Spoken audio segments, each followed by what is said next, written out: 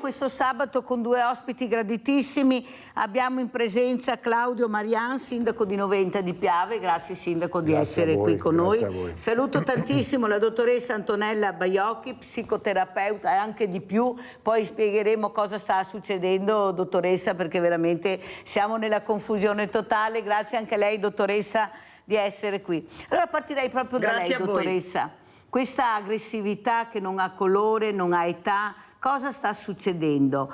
Queste persone al di sopra di ogni sospetto, questi bravi ragazzi, questi bravi mariti, questi bravi compagni, poi c'è l'altra faccia della medaglia che è un'altra situazione. Io so che lei difende anche gli uomini che invece sono minacciati da queste donne, ce ne sono parecchi come lei ha spiegato. Il problema è che forse abbiamo troppo diviso uomini e donne, bambini, bambine, anziani giovani, anziani vecchi, invece di parlare di persone. La violenza sulle persone. Ecco, io sono dell'idea che dobbiamo iniziare a parlare di persone, non di dividerli tra sesso. Prego, dottoressa. Grande Mirella, e buongiorno a lei e anche al suo ospite sindaco e a tutti quelli che ci ascoltano. Allora, io lo sto in qualche modo promuovendo da anni che nessuno nega che ci sia violenza, che quindi gli uomini possano fare violenza, la fanno sia sulle donne che sia su altri uomini, ma anche le donne fanno violenza sia sulle donne sia su altri uomini e purtroppo la mentalità analfabeta, diciamo con pochissima competenza in merito al funzionamento della psiche, porta la gran parte delle persone al mondo, soprattutto anche chi muove i fili ed è preposto a contrastare la violenza, porta ad equivocare, in poche parole, tantissime cose. Un primo grande equivoco, ed è più che un equivoco, è un errore, è per esempio considerare a priori che la violenza sia dell'uomo verso la donna, punto, cioè unidirezionale. Questa convinzione che dilaga ed è in qualche modo radicata delle persone, questa è una convinzione che crea gravissime conseguenze, Mirella. Una di queste è, ad esempio, che i media danno prevalentemente risalto alle azioni di violenza che gli uomini fanno verso le donne, neanche tanto verso gli uomini, verso le donne, e sono molto più miti e fanno passare la notizia in secondo ordine le violenze che invece le donne fanno anche verso gli uomini, verso i figli, verso gli anziani. C'è un elenco enorme che potete andare a guardare su l'osservatorio lafionda.com, andate a guardare. Ora, a causa del fatto che non conosciamo la psiche, purtroppo noi diamo prevalentemente risalto, no, alle ferite che facciamo e che si fanno al corpo, che buttano sangue, che in qualche modo sono facilmente segnalabili. Ma occhio, l'essere umano è formato da corpo e mondo interiore, ambedue sanguinano se vengono feriti, e il dolore delle ferite al mondo interiore non è assolutamente inferiore al dolore del fisico, anzi la gran parte delle volte è molto più sordo e intenso, e questo dolore al mondo interiore è il grande sconosciuto, viene preso in second'ordine, e gran parte delle persone in qualche modo si feriscono prevalentemente nel mondo interiore, capisce? Però noi diamo importanza al mondo, diciamo, alle ferite al fisico. Dottoressa Baiocchi, devo correre perché purtroppo il tempo è tiranno e le domande sono tante. Quindi volevo sapere anche cosa ne pensava delle panchine. Io sono un po' contraria alle panchine, lo dico anche al sindaco di Noventa, perché ne abbiamo troppi colori, facciamo anche confusione ormai. ma soprattutto quello che penso io, e qua mi rivolgo al sindaco Claudio Marian, poi sentiamo anche la dottoressa, non c'è il dopo panchina. Io sì vedo la panchina, sindaco. Il problema è che quando ho visto la panchina dovrei avere anche la protezione e non c'è. E allora dico, forse ste panchine, ma servono proprio, oppure ormai la gente è anche stanca, cioè guarda la panchina ma poi cosa ricevo? La donna che guarda la panchina si sente protetta perché c'è la panchina o si sentirebbe più protetta se dopo la panchina ci fosse questa sicurezza, questa prevenzione che dobbiamo fare tutti per cercare di mettere in sicurezza la donna o l'uomo violentato, perché come dice la dottoressa, non è la prima volta che sento gli esperti che mi dicono di cercare di tenere alta l'attenzione anche su questo, perché quando ci mettiamo anche noi non ci facciamo mancare niente, come donne naturalmente parlo. Cosa ne pensa, sindaco? Beh, intanto buongiorno a tutti. Penso che dobbiamo fare le cose assieme, cioè quindi è importante la panchina come simbologia e per dare quell'attenzione proprio per focalizzare. E poi, come dice lei, giustamente però l'attività del sindaco, dell'amministrazione è quello che dopo dobbiamo lavorare sulla protezione e sul resto. Io domani mattina inauguro una panchina proprio bianca per le vittime della strada e non è che inaugurando la panchina ho risolto il problema, assolutamente, e è proprio questo, però ogni volta che vediamo quella panchina le nostre menti e le nostre coscienze devono lavorare per quell'obiettivo, quindi deve essere un simbolo che ci aiuta giornalmente a fare qualcosa. Non è facile perché, le spiego anche da amministratore, devo dire che abbiamo sempre bisogno di aiuti, anche di sostegni economici, e per questo io ringrazio anche pubblicamente tutto il volontariato che c'è dietro, tutte le associazioni che nascono dietro questi movimenti, sia contro la violenza sulle donne, sia contro le vittime della strada e queste piaghe purtroppo che ormai ci affliggono quotidianamente. Però se non avessimo il volontariato in questo caso io penso che la panchina resterebbe sola a se stessa. Però vede, sindaco, qua vorrei sentire anche cosa ne pensa la dottoressa Baiocchi. Il problema è che anche col volontariato è stato messo con le spalle al muro. C'è una burocrazia che è spaventosa. Noi dobbiamo girare col commercialista e l'avvocato ormai per essere riconosciuti, per avere quello che aspetta di diritto. C'è un volontariato che non riesce a captare i giovani, pochissimi. Io ho qua le associazioni di volontariato e non abbiamo giovani, non ci sono. Ma io penso, dottoressa Baiocchi, mi rivolgo a lei, che forse non riusciamo a intrigarli. Loro sono stanchi della lezioncina in classe. La lezioncina in classe non gli basta, loro vogliono essere protagonisti, vogliono sbagliare, vogliono cadere. Qualcuno deve, nel momento che si rialzano, essere là, però dobbiamo dare loro questa opportunità ed è ascoltandoli, è portandoli nel mondo del volontariato, a toccare con mano qual è il volontariato, cosa vogliono fare, dove vogliono andare a parare, perché abbiamo visto quando a loro interessa qualcosa scendono nelle piazze per l'ambiente, per la guerra, vuol dire che non sono così proprio apatici a tutto, solo che non li intrighiamo più. Io sono andata nelle scuole, dottoressa Baiocchi, se riesce a catturare 3 hai già vinto. E sì, mi sono seduta in mezzo a loro, li ho fatti parlare, quello che loro chiedevano era l'ascolto. Noi vogliamo essere ascoltati, noi vogliamo sporcarci le mani. Cosa dice, dottoressa, anche in merito alle panchine? Guardi, intanto sono d'accordo con le parole del sindaco. Allora, prima di tutto il problema dei giovani è prevalentemente un problema degli adulti di riferimento. Sono purtroppo giovani che non hanno chi li guida e chi li ha guidati. Quindi il problema, i giovani hanno bisogno di adulti che sappiano coinvolgerli, adulti di spessore, che in qualche modo sappiano anche essere autorevoli.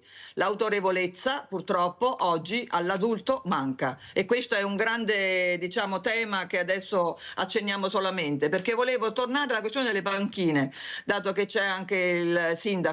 Prima di tutto volevo dire al sindaco Signor Sindaco, forse lei ci conosce, noi siamo l'associazione APROSIR, che siamo sorti nel 98 di Padova e abbiamo fatto la camera di decompressione contro le stragi del sabato sera, battaglie terribili. Comunque, a parte questo, per riguardo alla panchina, è giusto che la panchina ci sia. Allora, se si capisce che la violenza non è maschile e quindi si smetta in qualche modo, se la si smette di fare la guerra e tutte le iniziative volte ad educare il maschio, perché sono iniziative che sparano al mostro violenza su punti non vitali, perché il problema non è quello che si ha tra le gambe, il problema è la cultura tossica di persone, maschi, femmine, di qualsiasi genere, che in qualche modo non sanno gestire la divergenza nelle relazioni. Quindi ci sono vittime, le vittime, il comune denominatore delle vittime sono le persone che si sono trovate in posizione di vulnerabilità di fronte a interlocutori analfabeti in posizione di potere.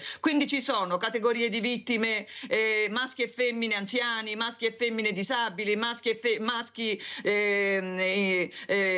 maschicidi, i femminicidi, ci sono tantissime categorie di vittime, i feticidi. Allora, ogni categoria di vittime ha chi la sostiene e quindi è giusto che vengano in qualche modo simboleggiate la loro categoria. Bene, ma il punto di fondo è che non si possono fare 50.000 panchine per simboleggiare tutte le categorie. Mi spiego? Si possono anche fare, ma non ha senso. Perché? Perché bisogna, ogni categoria, tra virgolette, ogni panchina evoca un messaggio sbagliato. Non evoca il messaggio che la violenza è di tutte le persone e che le vittime sono maschi, femmine e minori. Queste sono le tre grandi categorie. Quindi noi a San Benedetto del Tronto abbiamo istituito, ha fatto scalpore perché l'ha istituita un assessore alle pari opportunità, che sono io, dal 2016 alla dicembre 2021, ho istituito la prima panchina inclusiva di tutte le vittime, inclusiva, che è la panchina in qualche modo che è simbolo del messaggio sano che bisogna dare, cioè la violenza è della persona, non ha a che fare col genere. Poi a causa di questa cultura tossica si creano tante categorie di vittime che ognuna ha diritto di essere tutelata in modo personalizzato. Quindi io do un appello al signor Sindaco. Signor Sindaco, se ci mettiamo in contatto possiamo fare nella sua comune la panchina inclusiva di tutte le vittime, l'aiutiamo anche noi con l'associazione. Siccome bisogna chiamare l'artista che ha fatto un disegno che è stato registrato, no? Noi ci mettiamo d'accordo e la spesa sarà minima, non ci preoccupi per questo. Inoltre, per la questione che diceva della formazione, che è essenziale, no? Noi con l'associazione APROSIR stiamo girando tutta l'Italia per fare formazione di 2 ore, no? Sulla relazione sana e sulla prospettiva delle vittime, cioè una prospettiva che ha la potenzialità di riunire uomini e donne. Si spiega perché c'è la violenza, è il vero motivo, tra virgolette, e anche le modalità di risolverle a tutti quelli che ci chiamano. Quindi c'è un motivo per tutta questa violenza? Qual è il motivo? Perché il motivo di fondo non c'è proprio il motivo per questa aggressività. Io ho avuto quel papà, anzi, che saluto, dottoressa Vincenzo Gualzetti, che non ha avuto il clamore che ha avuto Giulia Cecchettin, ma anche lui ha perso questa adorata figlia a 14 anni, massacrata dal compagno. Anzi, dopo averla uccisa, l'ha sfigurata a calci. Questo uomo ha perso anche lui la moglie, perciò è rimasto vedovo, non ha figlia, era l'unica figlia. Anzi, un abbraccio grande, e soprattutto adesso l'ho avuto ospite l'altro giorno, ha avuto anche un carcinoma, e perciò è questa persona che sta vivendo questo dramma che non passerà mai. Ripeto, era figlia unica, non ha nessuno, perso anche la moglie. Capisci bene, dottoressa, che io mi arrabbio per la panchina perché non c'è dopo panchina. Se io non chiamo Vincenzo, lui ha detto io sono isolato, la politica non mi ascolta, non abbiamo risposte, questo ragazzo non aveva nessun motivo per uccidere la mia bambina, era una bambina di 14 anni, l'ha sfigurata, dottoressa, a calci, dopo averla uccisa, gli ha detto Troia finalmente non ci sei più. Capisce, dottoressa, quando io ho queste persone che mi arrabbio perché dico ma cosa serve a sto punto la panchina? Prego, dottoressa. Allora, Mirella, il motivo di fondo di tutta questa violenza, no? Purtroppo non si può estirpare come un brufolo o un calcolo ai reni. È comunque un motivo di fondo che ha a che fare con una società che è tutta indirizzata verso l'apparenza, verso l'accumulo di cose, verso le novità, e purtroppo ha perso di vista il valore della relazione.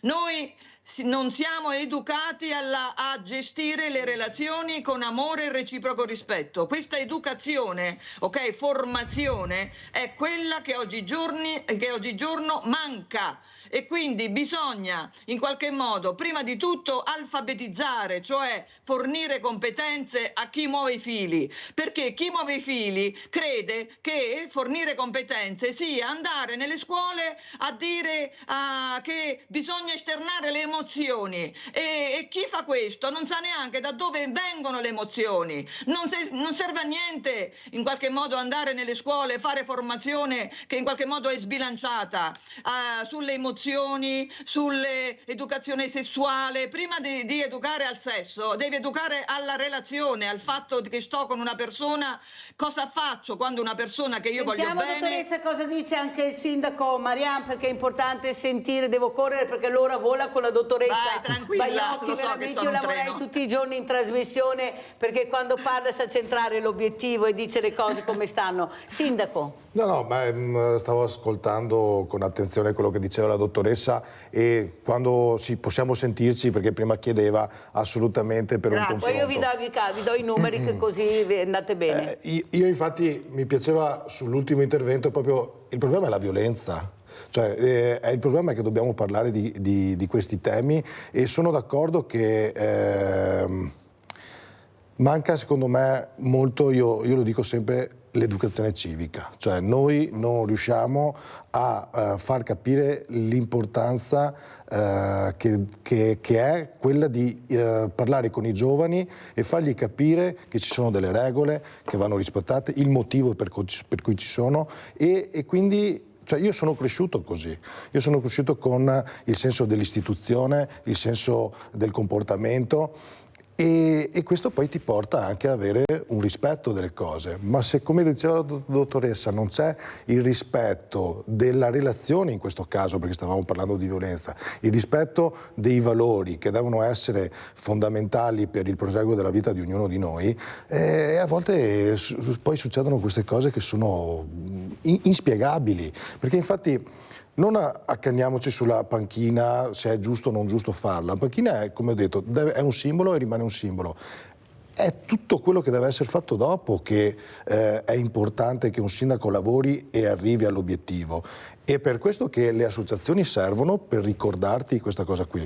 Lei, Mirella, prima parlava che purtroppo non c'è ricambio generazionale nelle associazioni. Io ho noi abbiamo più di 50 associazioni di volontariato del paese. Li vedo sempre mediamente come età sempre più vecchi. Come facciamo a attirare i giovani? Dobbiamo portarli con quello che piace a loro. E oggi ci sono delle associazioni che li coinvolgi prima con la musica, e li porti in paese, li fai suonare e poi gli fai vedere che c'è anche il resto, e allora puoi forse portare i ragazzi. Altrimenti, se tu vai dai ragazzi e gli dici quello che tu vuoi, è logico che non ti rispondono. Abbiamo Rinaldo da Venezia, vai Rinaldo, apriamo il centralino. Rinaldo? Ciao Mirella e buongiorno ai tuoi ospiti. Ciao. E allora, una volta, quando vedevo fiumi, vedeva tanta fame, ma non vedere la cattiveria che c'è adesso. Adesso viviamo su un mondo che fa schifo solamente perché. Che esempio hai? I fiori e gente. Non è esempi buoni per i fiori. Si va alla televisione, omicidi, chi si colpa, chi si ammazza, e va avanti mesi e mesi a contare tutti i particolari. I fiori a casa è il papà, quella mamma, è l'amante, questo e quello. Non è esempi buoni, non ti puoi parlare finché ti vuoi. Purtroppo il mondo da Dio cambiato in peso, cambiato, è serenità di Dio. una volta andai in motore il pan, aspetta che ti dica, andai in motore il pan perché mi dava una taxeria 3 kg di pan e un tocco di pan, andai in 4 amici e dopo che il tocco che ne regalava facemmo un pezzo per ciascuno.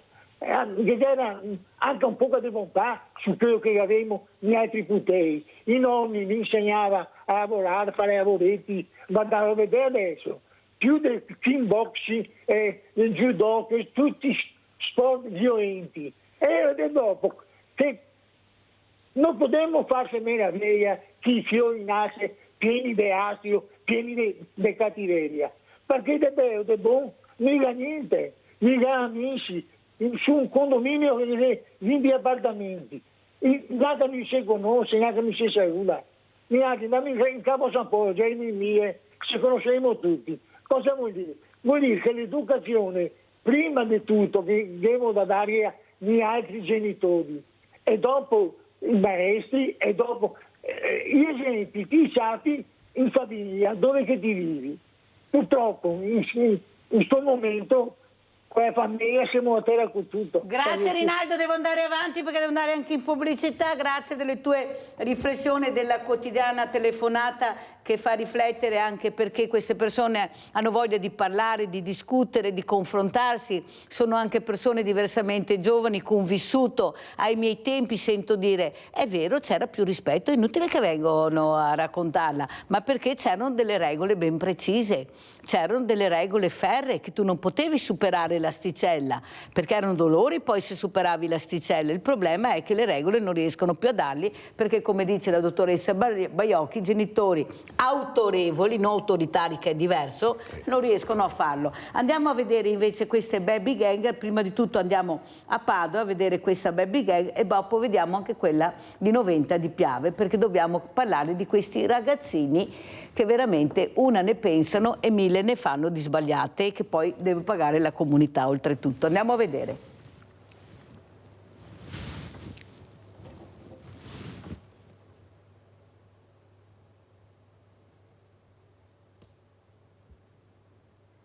Minorenni Guizza.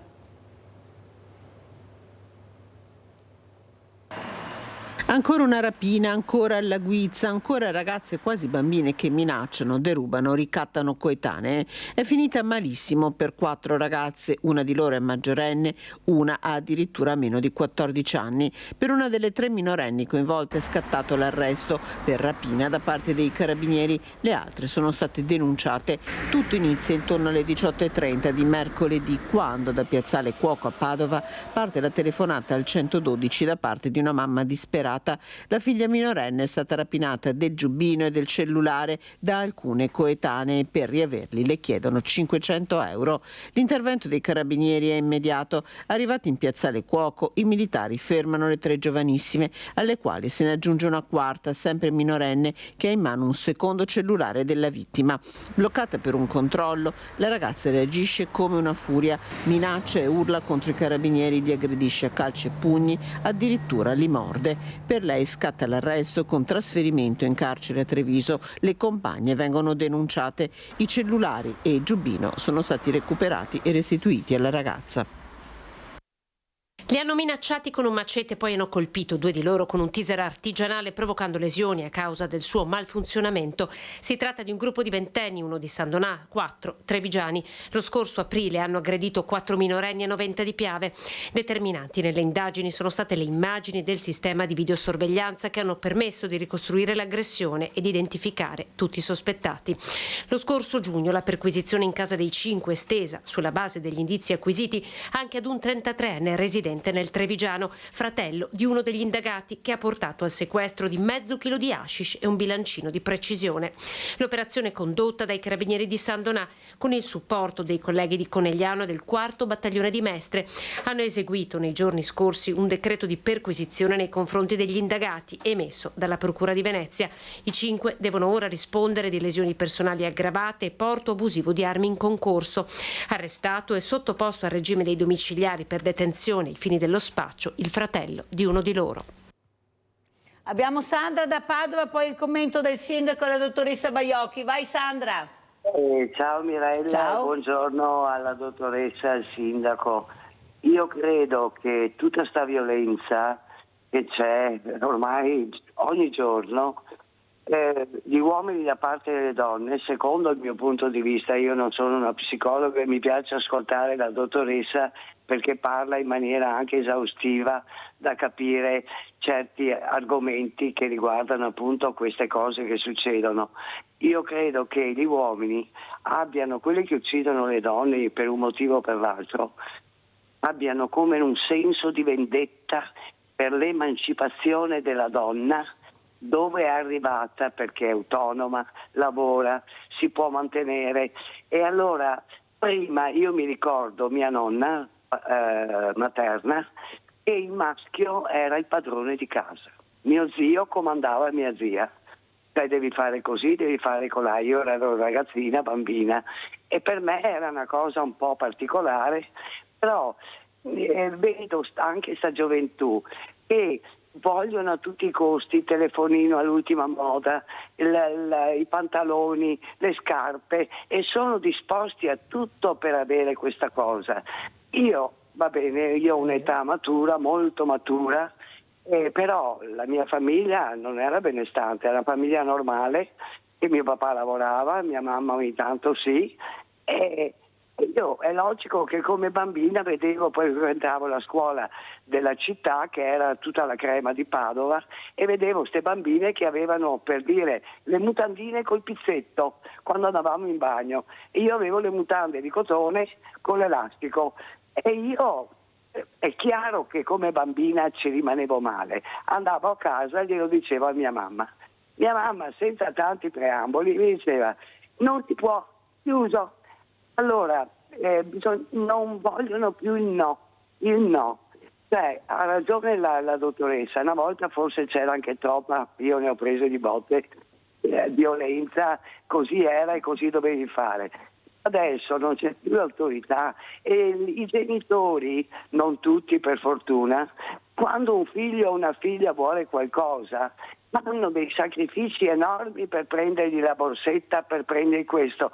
Allora, è giusto dare ai figli se hai la possibilità, ma non i no devono essere rispettati. Grazie Sandra della telefonata e di quello che hai detto, condivido in parte quello che hai detto. Io sono dell'idea, Sindaco, che le botte non servono a niente. Io sono dell'idea che bisogna parlare con questi ragazzi, avere proprio quello sguardo molto fisso nei loro occhi, fatti guardare, fatti ascoltare lui cosa ha da dire in base a quello che ha fatto, perché non è possibile vedere una certa gioventù, non tutta, io li proteggo perché per me i giovani sono meravigliosi, bravi e creativi, è inutile che me la raccontano, il problema è che abbiamo gli occhi puntati su quella piccola parte che, come dicevo prima, una ne pensa e 1000 ne fa di sbagliate, ma è quelli che dobbiamo prendere e cercare di fargli capire che la vita gira in un'altra maniera. Prego Sindaco. Sì, no, ha ragione, io sono papà di ho una bambina di 15 anni e vedo che forse la soluzione migliore è proprio quella di parlare tanto, di ascoltare tanto, di dedicargli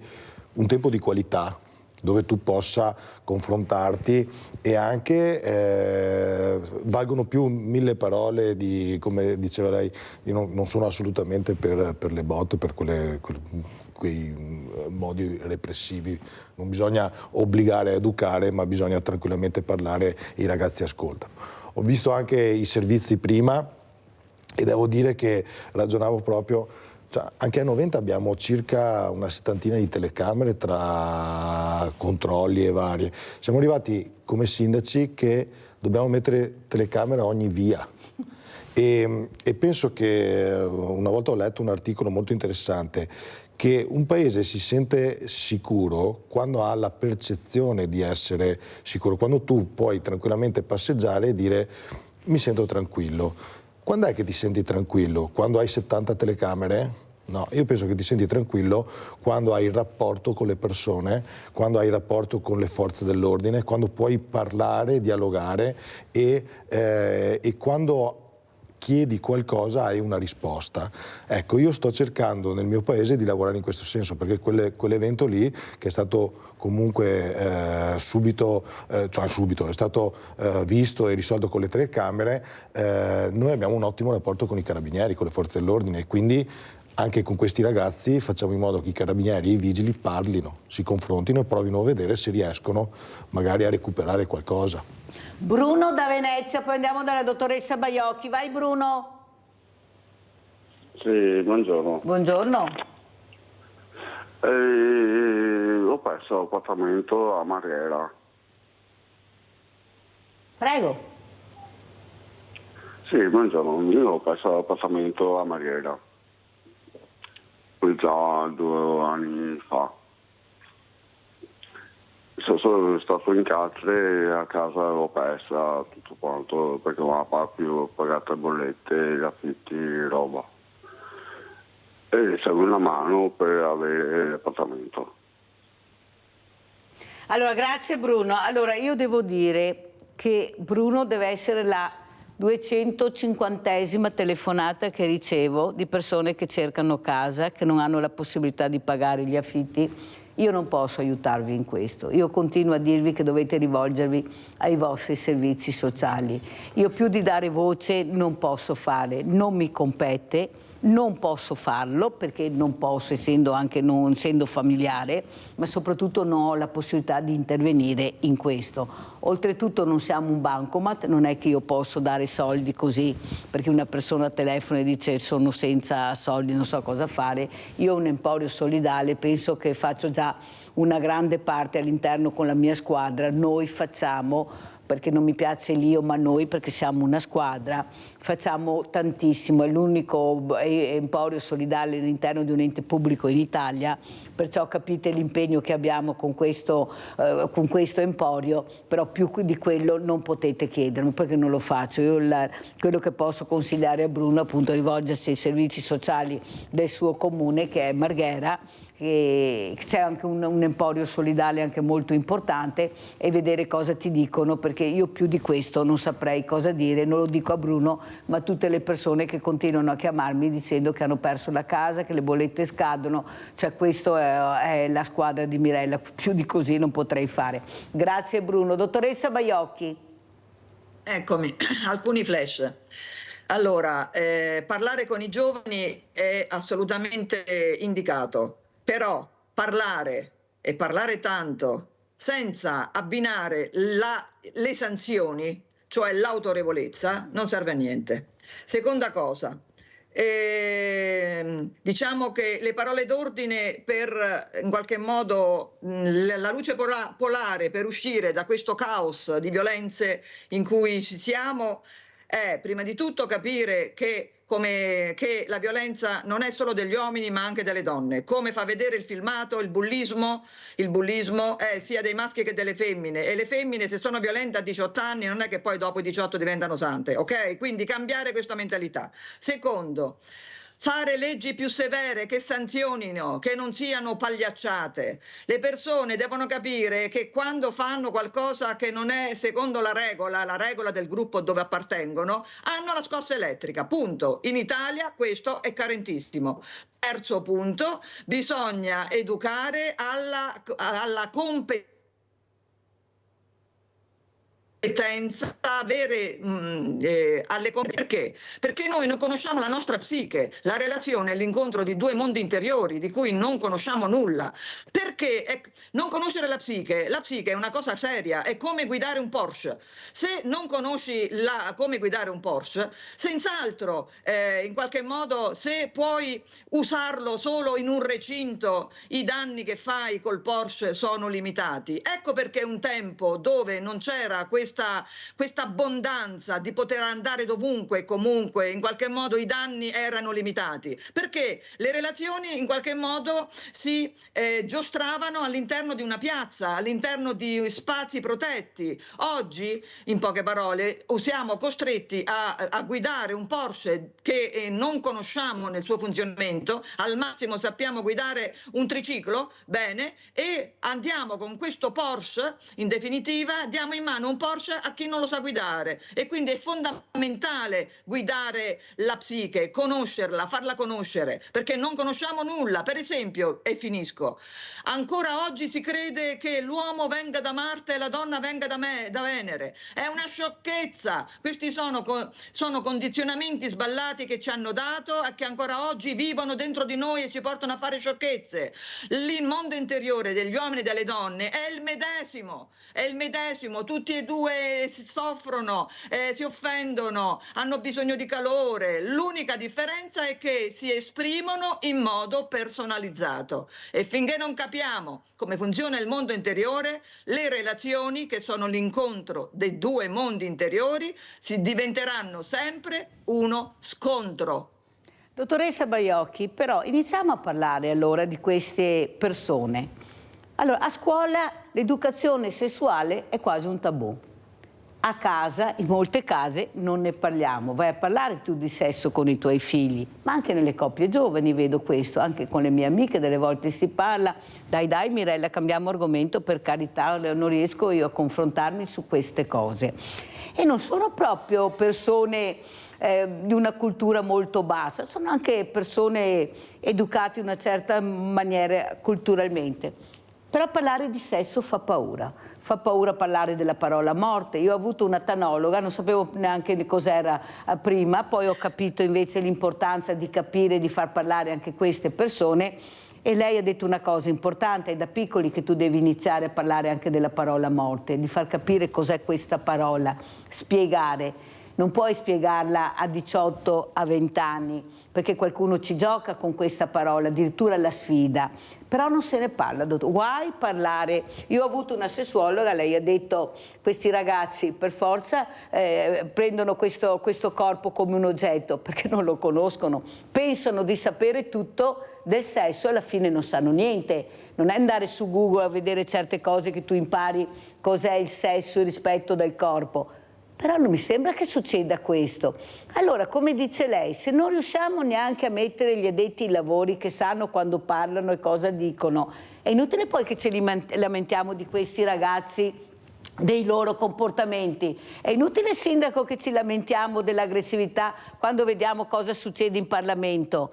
Sono genitori, sono mariti, sono compagni. Gli esempi allora io dico, degli adulti. Ecco, se questi sono gli esempi, è inutile che incolpiamo sempre questo ragazzo, è lui che sbaglia, Infatti. è lui che non capisce, io non so più cosa fare. Perché se gli esempi che diamo a quelli già fragili per se stessi, perché ricordate che questi ragazzi, quelli che sono i più fragili di tutti, e poi scatena questa, perché la solitudine, ecco, se non è gestita diventa anche violenza a una certa età. Dottoressa Baiocchi?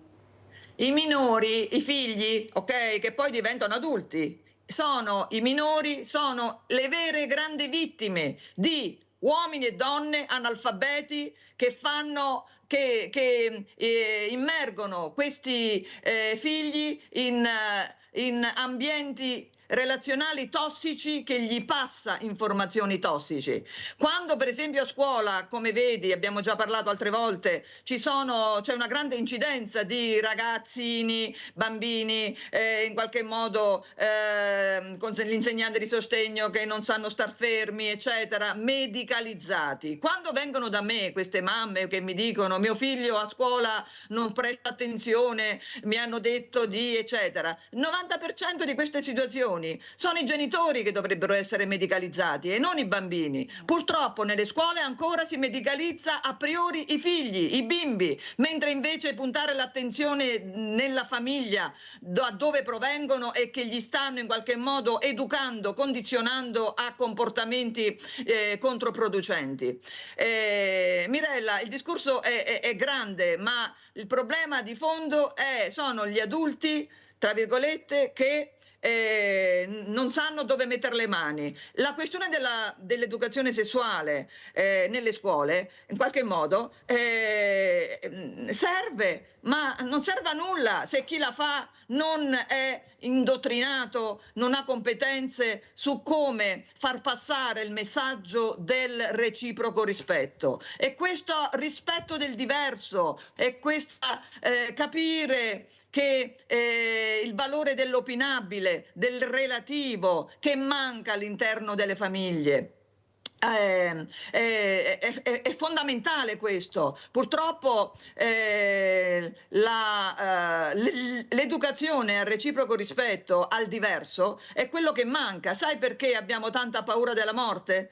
E questa paura della morte nelle generazioni precedenti era molto minore. Abbiamo paura della morte perché? Perché nessuno in vita ci educa, parlo delle famiglie, perché tutto lì nasce, ok? Quando nelle famiglie ti hanno dato una dritta, in qualche modo quella dritta te la usi per tutta la vita e te la puoi togliere solo con una psicoterapia. Nessuno in famiglia ci educa a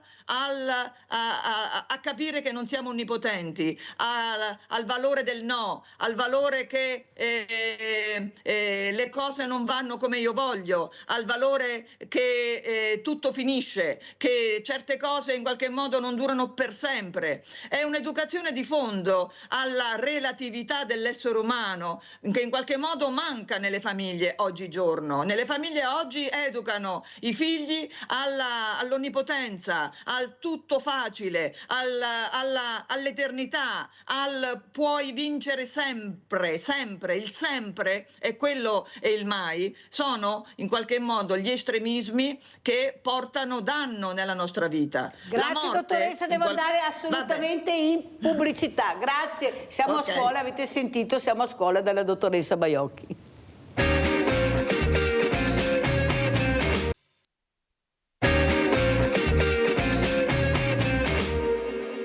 Nella sola provincia di Treviso ci sono 10.000 malati, nella regione del Veneto 70.000 malati che devono essere moltiplicati per 5 perché una malattia come la demenza riguarda tutta la famiglia, è una malattia di origine neurologico ma diciamo così, si allarga al sociale a macchia d'olio e riguarda tutta la società. 21 settembre, giornata mondiale dell'Alzheimer. L'outlet di Noventa, per l'occasione è stata inaugurata la mostra fotografica Ogni vita è un capolavoro, con l'obiettivo di sensibilizzare le persone al tema. Un progetto di ISRA di Treviso è realizzato nelle residenze che ospitano anziani affetti da malattie mentali degenerative, iniziativa patrocinata dal comune di Noventa di Piave. Siccome questo luogo è frequentato da milioni di persone, credo che qualcuno noi lo riusciamo a intercettarlo e a farlo anche un po' pensare, perché poi sono convinto che anche all'interno dei fruitori di questo luogo ci sarà qualcuno che ha qualche problema o col genitore o lui stesso. 33 tele esposte sotto i portici della piazza centrale che ritraggono persone affette da malattie neurodegenerative nelle vesti di protagonisti di famosi dipinti dal 1400 all'età moderna. Coinvolte 60 persone, familiari partecipavano, curavano diciamo il setting cinematografico. Ciò che noi vogliamo dire con questa mostra è che la vita di ogni anziano non autosufficiente e anche affetto da demenza è un capolavoro e lo abbiamo dimostrato rendendoli belli, rendendoli un'opera d'arte così come sono. Il nostro vuole essere un invito di riflessione tramite la bellezza e tramite l'arte, e il messaggio è che ogni vita è comunque un capolavoro. La nostra responsabilità di azienda che opera in questo territorio vuole essere proprio quella di portare un tema di riflessione e di attenzione alle famiglie che visitano questo centro tutti i giorni. Allora, intanto complimenti Sindaco, perché queste sono le cose che interessano, dare valore a quello che è il diversamente giovane. Guardate, io li ho visti anche in posa, perché sapete che io col dottor Pavan frequento queste RSA, il dottor Pavan è ospite spesse volte qui a Sveglia Veneti, ma soprattutto l'importanza di far capire cosa sono queste strutture, cosa c'è all'interno, perché sembra che queste persone siano abbandonate a se stesse, abbiano poco ascolto. Loro fanno quello che possono, è il problema che siamo noi che non facciamo quello che dovremmo fare. Io vedo pochissimi giovani che frequentano queste RSA, qualche volta arriva qualche scuola, ma hai voglia. Però quando ci sono questi ragazzi e la prima cosa che fanno, lo dico anche alla dottoressa Baiocchi, accarezzano questi volti.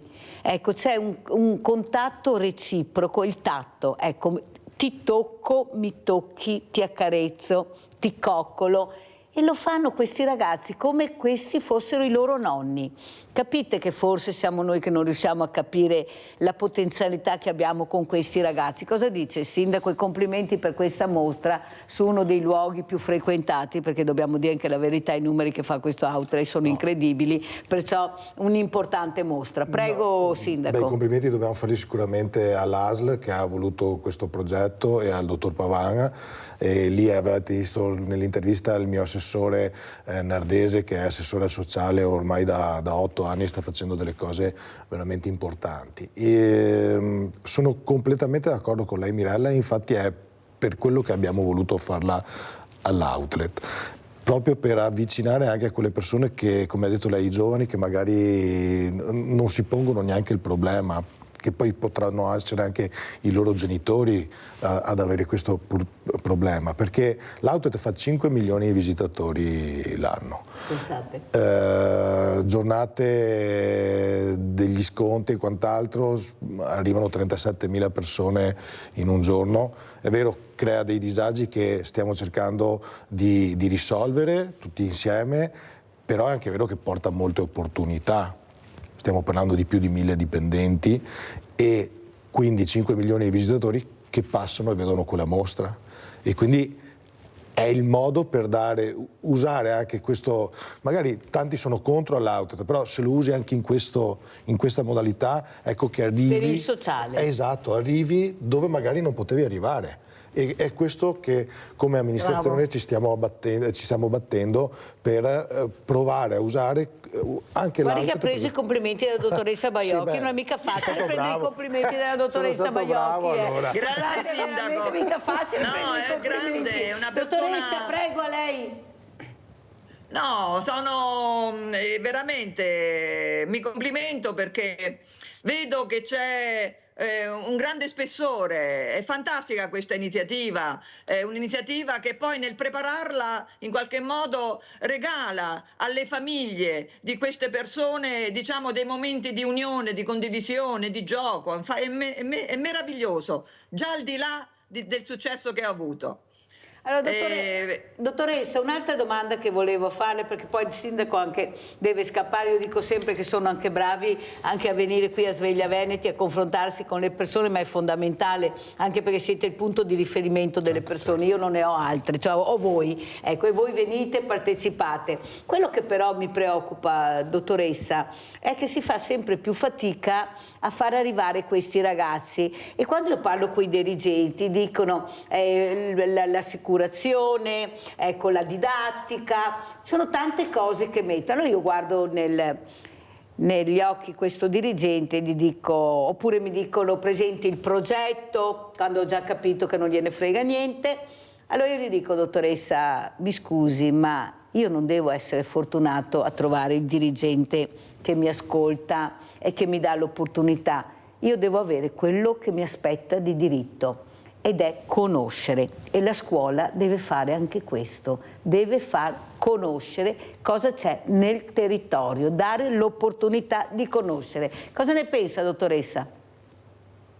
Penso che la tua visuale, la tua prospettiva è sicuramente giusta. Però in quello che, come ti sei espressa, Mirella, io correggerei solo un verbo. Hai detto io devo avere, purtroppo il verbo è dovrei avere, poi bisogna scontrarsi con la realtà. No, lo devo avere subito, dottoressa, io non posso aspettare, perché se aspetto posso farmi male, posso trovare il nemico dietro l'angolo. Se tu invece mi ascolti subito e capisci che è importante quello che ti dico adesso, non dopo, adesso devi ascoltarmi. Come si fa? In questo sono d'accordo. Non ascoltano, non gliene frega niente. Non allora ascoltano. Io ho dirigenti e le manderò sabato prossimo, avrò questa scuola di Oderzo. Io ho voluto i ragazzi. Un insegnante, ma voglio i ragazzi, voglio far parlare i ragazzi, sentire cosa hanno vissuto l'esperienza, come hanno vissuto l'esperienza di Auschwitz, cosa hanno provato, perché io voglio ascoltare loro. È inutile che facciamo la lezioncina in classe, qui devono venire davanti alle telecamere e spiegare le emozioni, perché io li ho visti emozionati. Allora cerchiamo di emozionarli, ma come facciamo a emozionarli, dottoressa? Bisogna educare i contadini. Allora, prima hai detto che i giovani sono, no? Hai visto delle potenzialità, ma i giovani sono un terreno di una fertilità incredibile. Il problema sono i contadini che non sanno tirar fuori neanche un seme. Sono gli adulti che vanno ripensati. Bisogna ripensare anche e vigilare su come si insegna, su le qualità in qualche modo personologiche, anche relazionali con cui un insegnante si rivolge agli adulti. Se un giovane in qualche modo è stimolato da un adulto che sa parlare al suo cuore, alla sua anima, il giovane funziona. Ma il problema è sempre un problema educativo, un problema di adulti che sono sconfitti, che non sanno essere autorevoli, e che la scuola, occhio, con tutte le regole, con questa sottomissione ai genitori, perché la scuola oggi è sottomessa al parere dei mamme e papà che vanno là a dare cazzotti ai professori, sono sottomesse, bisogna trovare una soluzione. La scuola deve riprendere l'autorevolezza, deve avere la capacità anche di sanzionare e di non aver più terrore di perdere fondi, di perdere alunni, perché in qualche modo si sparge la voce che in quella scuola c'è la capacità anche di dire sì, ma anche di dire no, capisci? È un problema sempre educativo. Allora, siccome il sindaco ci deve lasciare, come ci saluta, sindaco? Cosa vuole dire? Ecco, che messaggio vuole lasciare questa mattina? L'educazione al no. Quello che diceva la dottoressa, sono completamente d'accordo. Mi è venuto un esempio, non abbiamo parlato di social oggi, che secondo me è un altro problema, perché si usano i social in maniera molto impropria, e soprattutto io vedo anche genitori che quando hanno dei bambini che non si comportano bene danno in mano il cellulare. Ma ha sentito che hanno vietato i social sotto i 16 anni e i genitori, non tutti ma una buona parte, ha detto no, togliete la libertà ai ragazzi, capite come funziona? È proprio questo, noi dobbiamo batterci per fare in modo che va bene tutto, ma l'educazione a usare gli strumenti che abbiamo in mano. Perché il genitore ha paura di diventare il social, di rispondere alle domande che fa il ragazzo, che chiede il ragazzo. Allora il social va bene perché ti metto là, ti arrangi e io non ho problemi di spiegarti perché sì, perché no. Grazie veramente. Grazie a voi. Al sindaco Claudio Marian di essere stato con noi. Dottoressa, come ci saluta?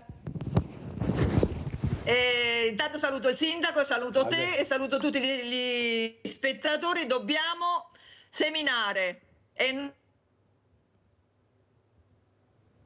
non arrenderci. Quindi tu fai quando, Mirella, quando vai nelle scuole, quando pretendi l'ascolto dei ragazzi, anche solo una piantina è una piantina di speranza. Grazie veramente anche alla dottoressa Antonella Baiocchi, collegata con noi. Grazie, siamo stati a scuola, vi dico sempre al mattino andiamo a scuola con queste persone competenti, come dice la dottoressa Baiocchi, perché per parlare bisogna anche conoscere e far capire bene quello che si dice. Grazie, grazie, grazie, pubblicità.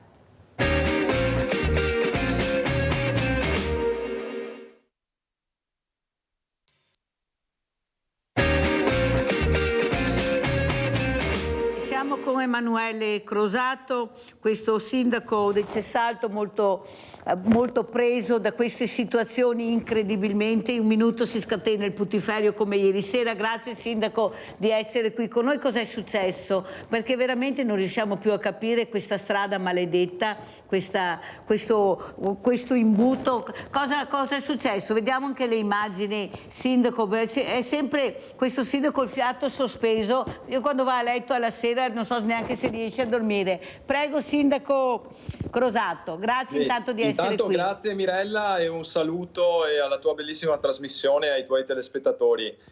Purtroppo ieri è successo che un primo incidente praticamente ha scatenato poi un secondo incidente gravissimo, dove purtroppo sono mancate anche 2 autisti, ed è terribile, come lo diciamo sempre, che 2 lavoratori vadano fuori di casa e poi non tornino la sera a casa, come si vede dall'immagine. Purtroppo i motivi spesso sono anche magari la stanchezza, la disattenzione.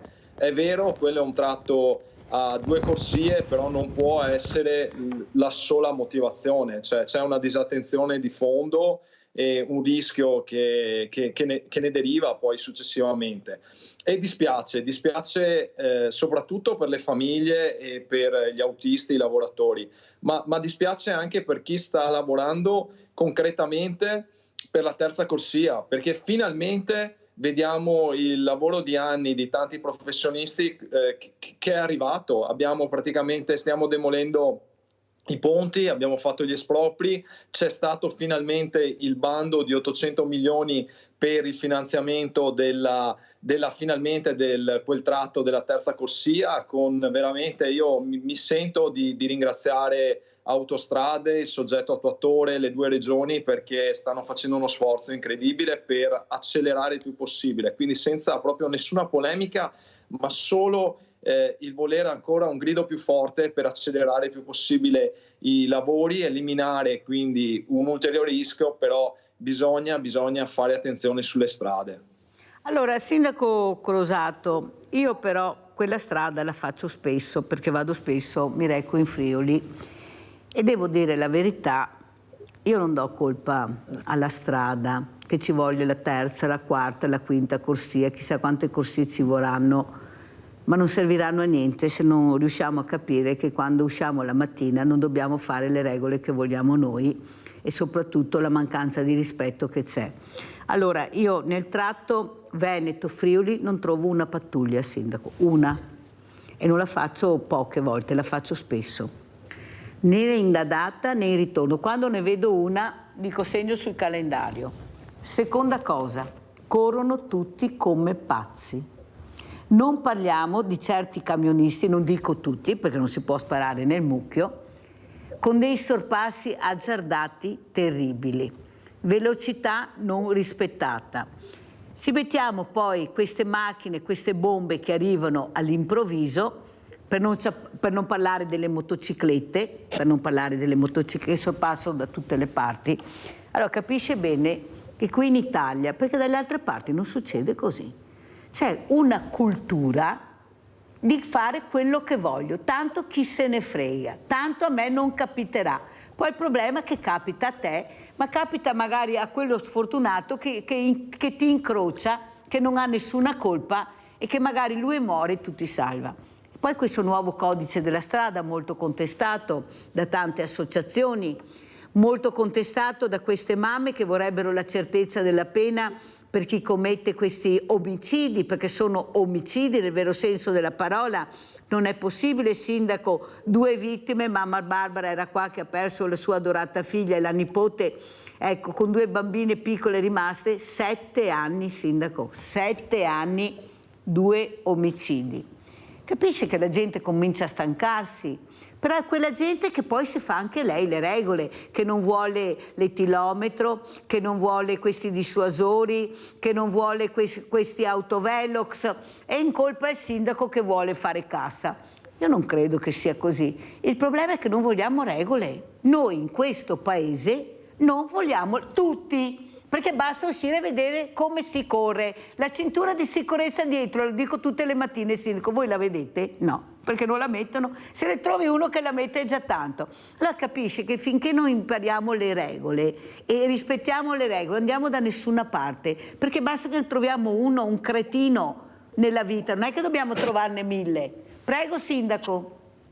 Sì, no, condivido pienamente quello che hai detto, Mirella. E purtroppo è così. Guarda, ti faccio un esempio. Ieri sera è successo quel che è successo. Purtroppo le strade provinciali e comunali erano piene di traffico e il navigatore dava come sfogo una strada che attualmente si collega alla statale 14, quindi non una stradetta ma una strada nazionale di importanza nazionale, in cui praticamente dovevi fare un tratto di 50 metri in contromano. Purtroppo sono andato lì perché sapevo, perché i cittadini mi stavano avvisando con WhatsApp, e praticamente ho fermato 20 auto che tranquillamente stavano andando in contromano, immettendosi in contromano su una statale.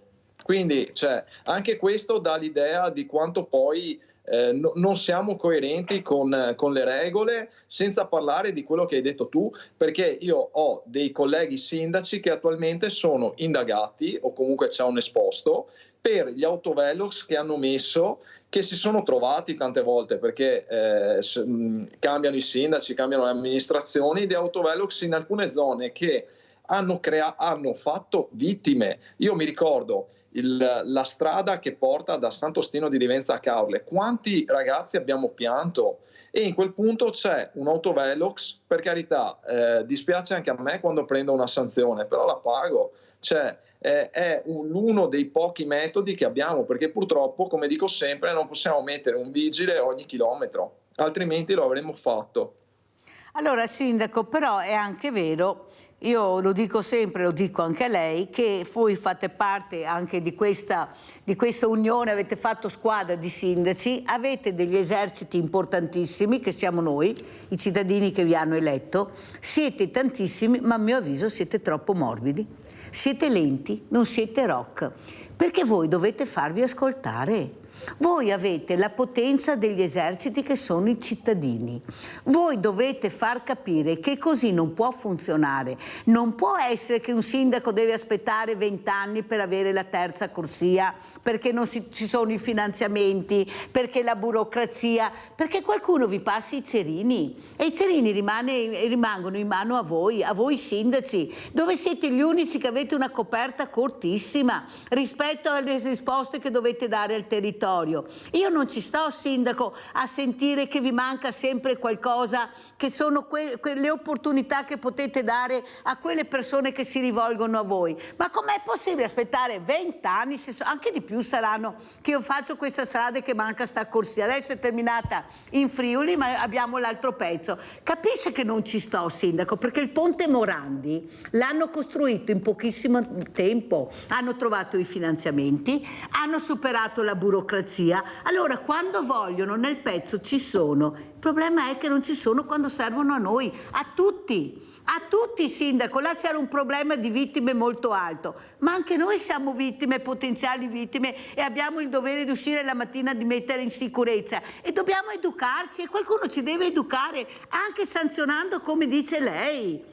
No, con delle sanzioni molto blande. Ma come 2 vittime, 2 morti in 7 anni? Ma chi è che ha fatto queste leggi? Ah, il giudice. No, il giudice applica la legge. La legge è stata fatta in Parlamento. Se è sbagliata deve essere cambiata, deve essere modificata, deve essere applicata nella maniera giusta. Ma non si fa. Siete voi i nostri capi, i nostri comandanti, e noi vi siamo a fianco. Ma siete, a mio avviso, sindaco, molto tiepidi con quelli che sono al governo, che sono i nostri parlamentari. Prego, sindaco.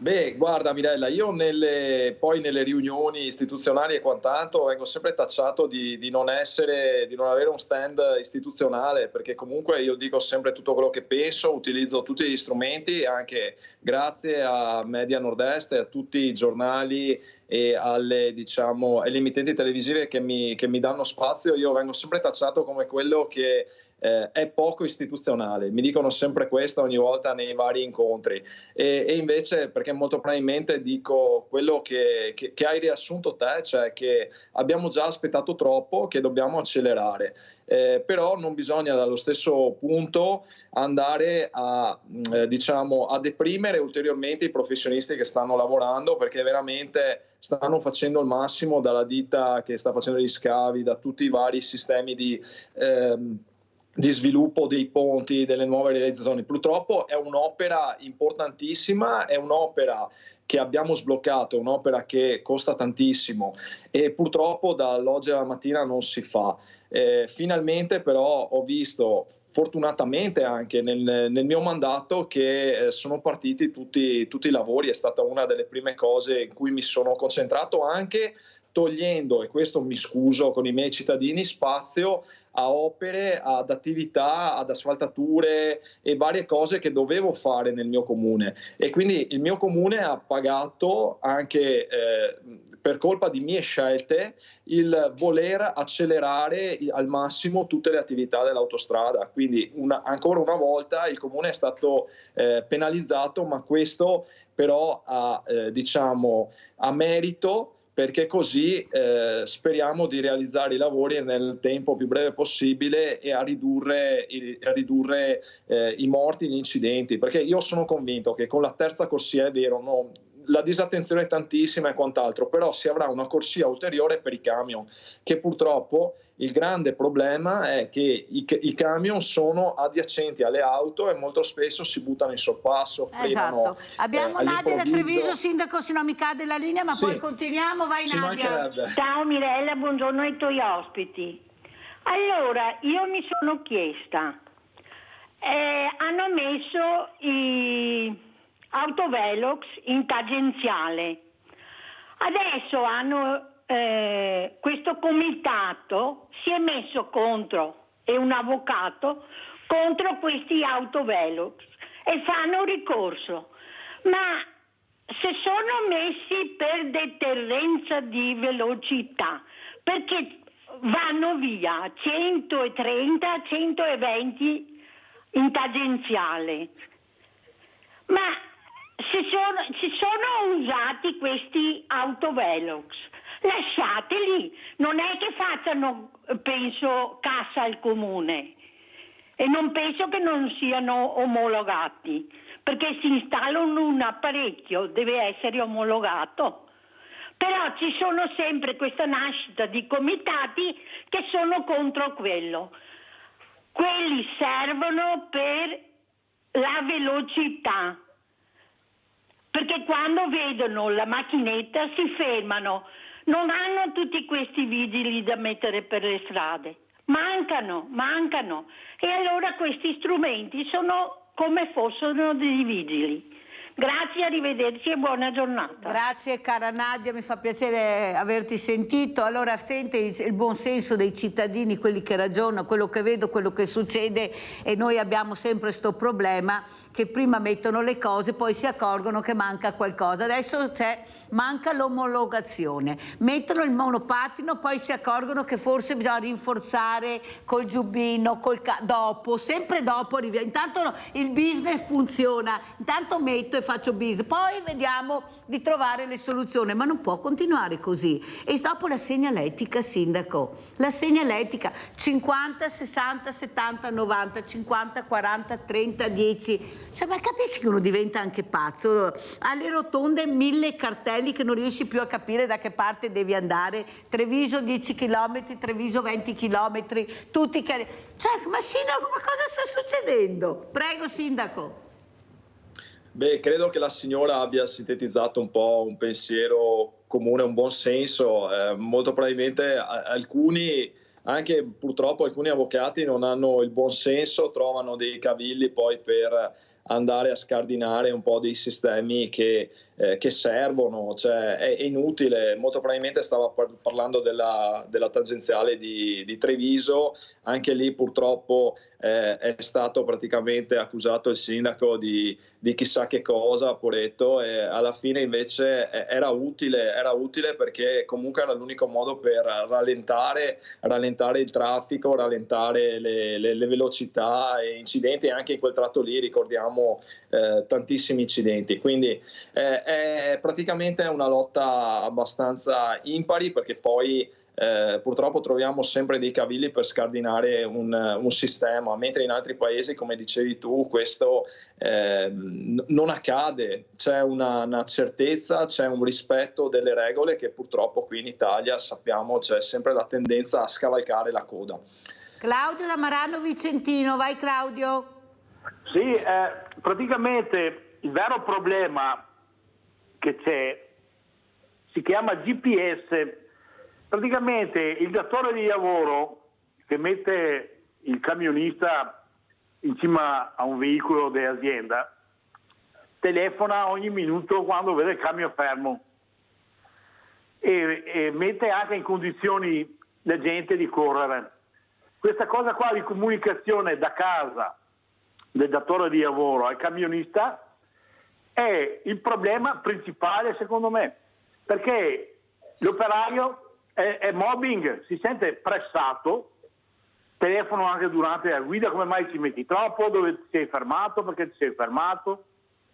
È ovvio che diventa come una catena di montaggio, tutta è autostrada, ma l'autostrada è pubblica, c'è gente che ci va, non è un posto di lavoro di un stronzo di imprenditore che continua a telefonare al suo cazzo di operaio.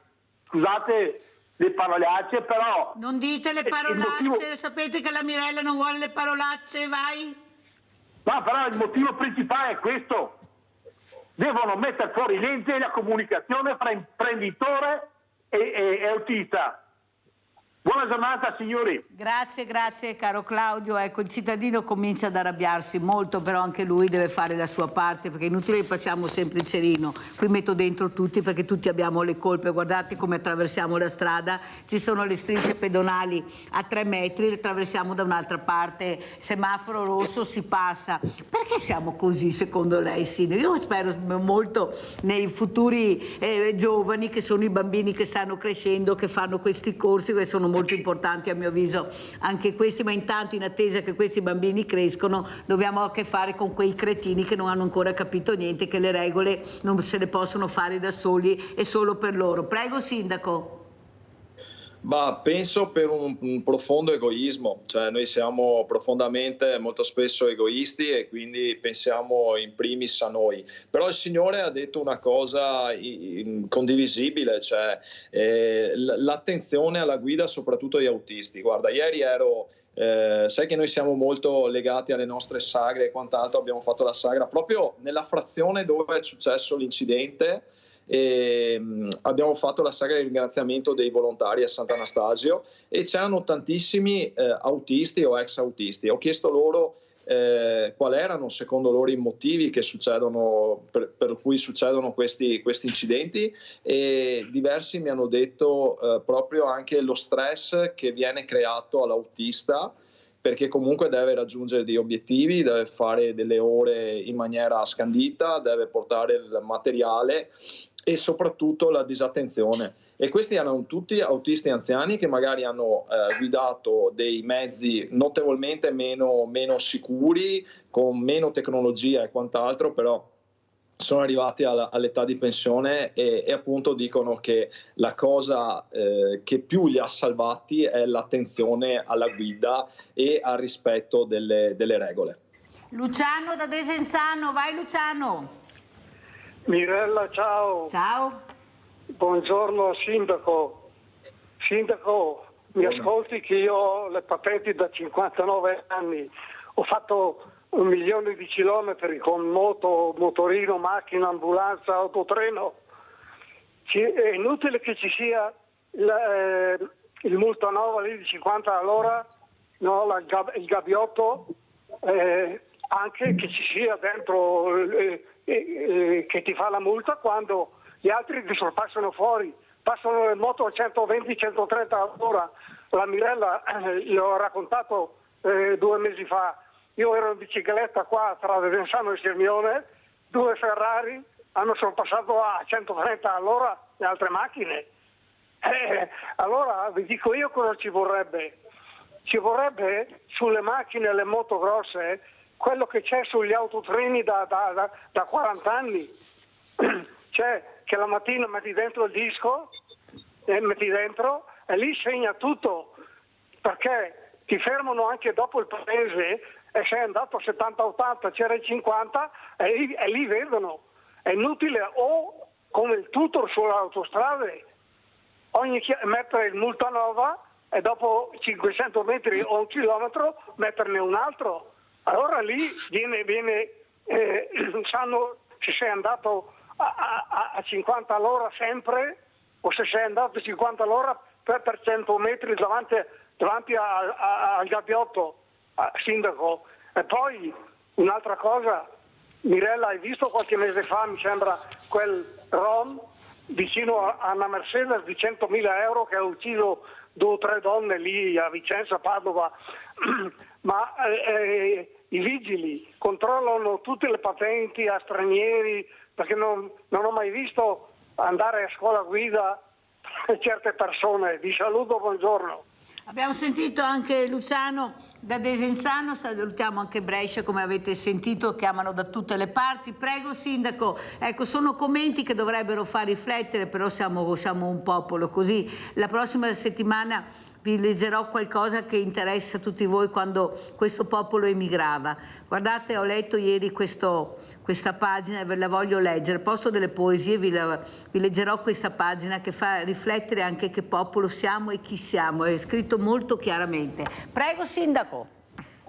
Sì, ma anche in questo caso concordo con il signore, controlliamo tantissimo magari i mezzi pesanti e poi gli altri mezzi praticamente fanno quello che vogliono, però se ci fanno disinstallare o togliere, o come nel mio caso non far utilizzare l'autovelox, poi gli strumenti è difficile che li creiamo noi da sindaci. E purtroppo, come sempre, non c'è neanche il buon senso. Però se il signore ha raggiunto milioni di chilometri nella sua professione, molto probabilmente l'ha fatto perché era responsabile, perché stava alle regole. In effetti stava descrivendo un sistema, il sistema quello che va a controllare all'interno dei camion, controllano perfettamente il numero di chilometri che fanno, le velocità che fanno, ma soprattutto anche le ore di guida alla guida dell'autista, che anche questo è una delle regole, le cosiddette 8-8-8-10, cioè le ore praticamente che gli permettono di guidare coniugando il riposo con la guida, che è una cosa fondamentale. Allora Sindaco, adesso io le farò vedere questo airbag che stiamo cercando di fare, questa raccolta film, stiamo strutturandola anche online perché è una cosa non semplice, vogliamo fare una cosa fatta bene per portarla in Europa, per mettere questo airbag obbligatorio ai motociclisti. Perché noi abbiamo questa tecnologia che ci darebbe la possibilità di salvare le persone, però è sempre questione di costi. Però io ho avuto un importante imprenditore, poi ne avrò anche 2 di seguito, perché uno non ha capito l'ora esatta oppure hanno sbagliato, che dice: guarda Mirella, costa tanto, però se ne vendiamo tanti automaticamente il prezzo si abbassa. Allora andiamo a vedere l'airbag e vediamo se anche il sindaco, veramente Emanuele Crosato, ci darà una mano nel suo comune per raccogliere queste firme, come abbiamo fatto a Montebelluna, a Treviso, a Spresiano, a Mogliano. Andiamo a vedere l'airbag e poi sentiamo cosa ne pensa questo sindaco.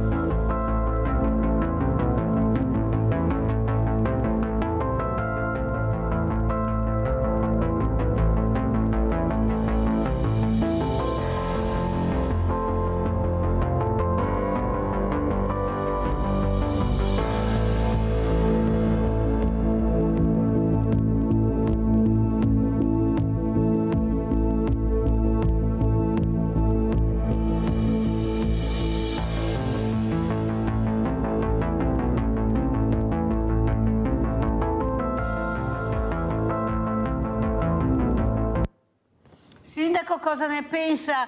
Io ho parlato, sono anche in contatto con i familiari vittime della strada a livello nazionale, con Giuseppina Cassaniti che è la presidente, abbiamo anche con la Campania, abbiamo Ciaramella, anche lui presidente di tante associazioni, perché tutti credono di queste firme in Europa, però per arrivare in Europa ce ne vogliono tantissime, perché in politica contano i numeri, come le ho detto prima, e perciò noi questi numeri li raccoglieremo. E soprattutto ecco l'importanza di capire che c'è qualcosa che si può fare per mettere in sicurezza le persone, perché la tecnologia ha fatto veramente dei passi da gigante in pochissimo tempo. Prego Sindaco.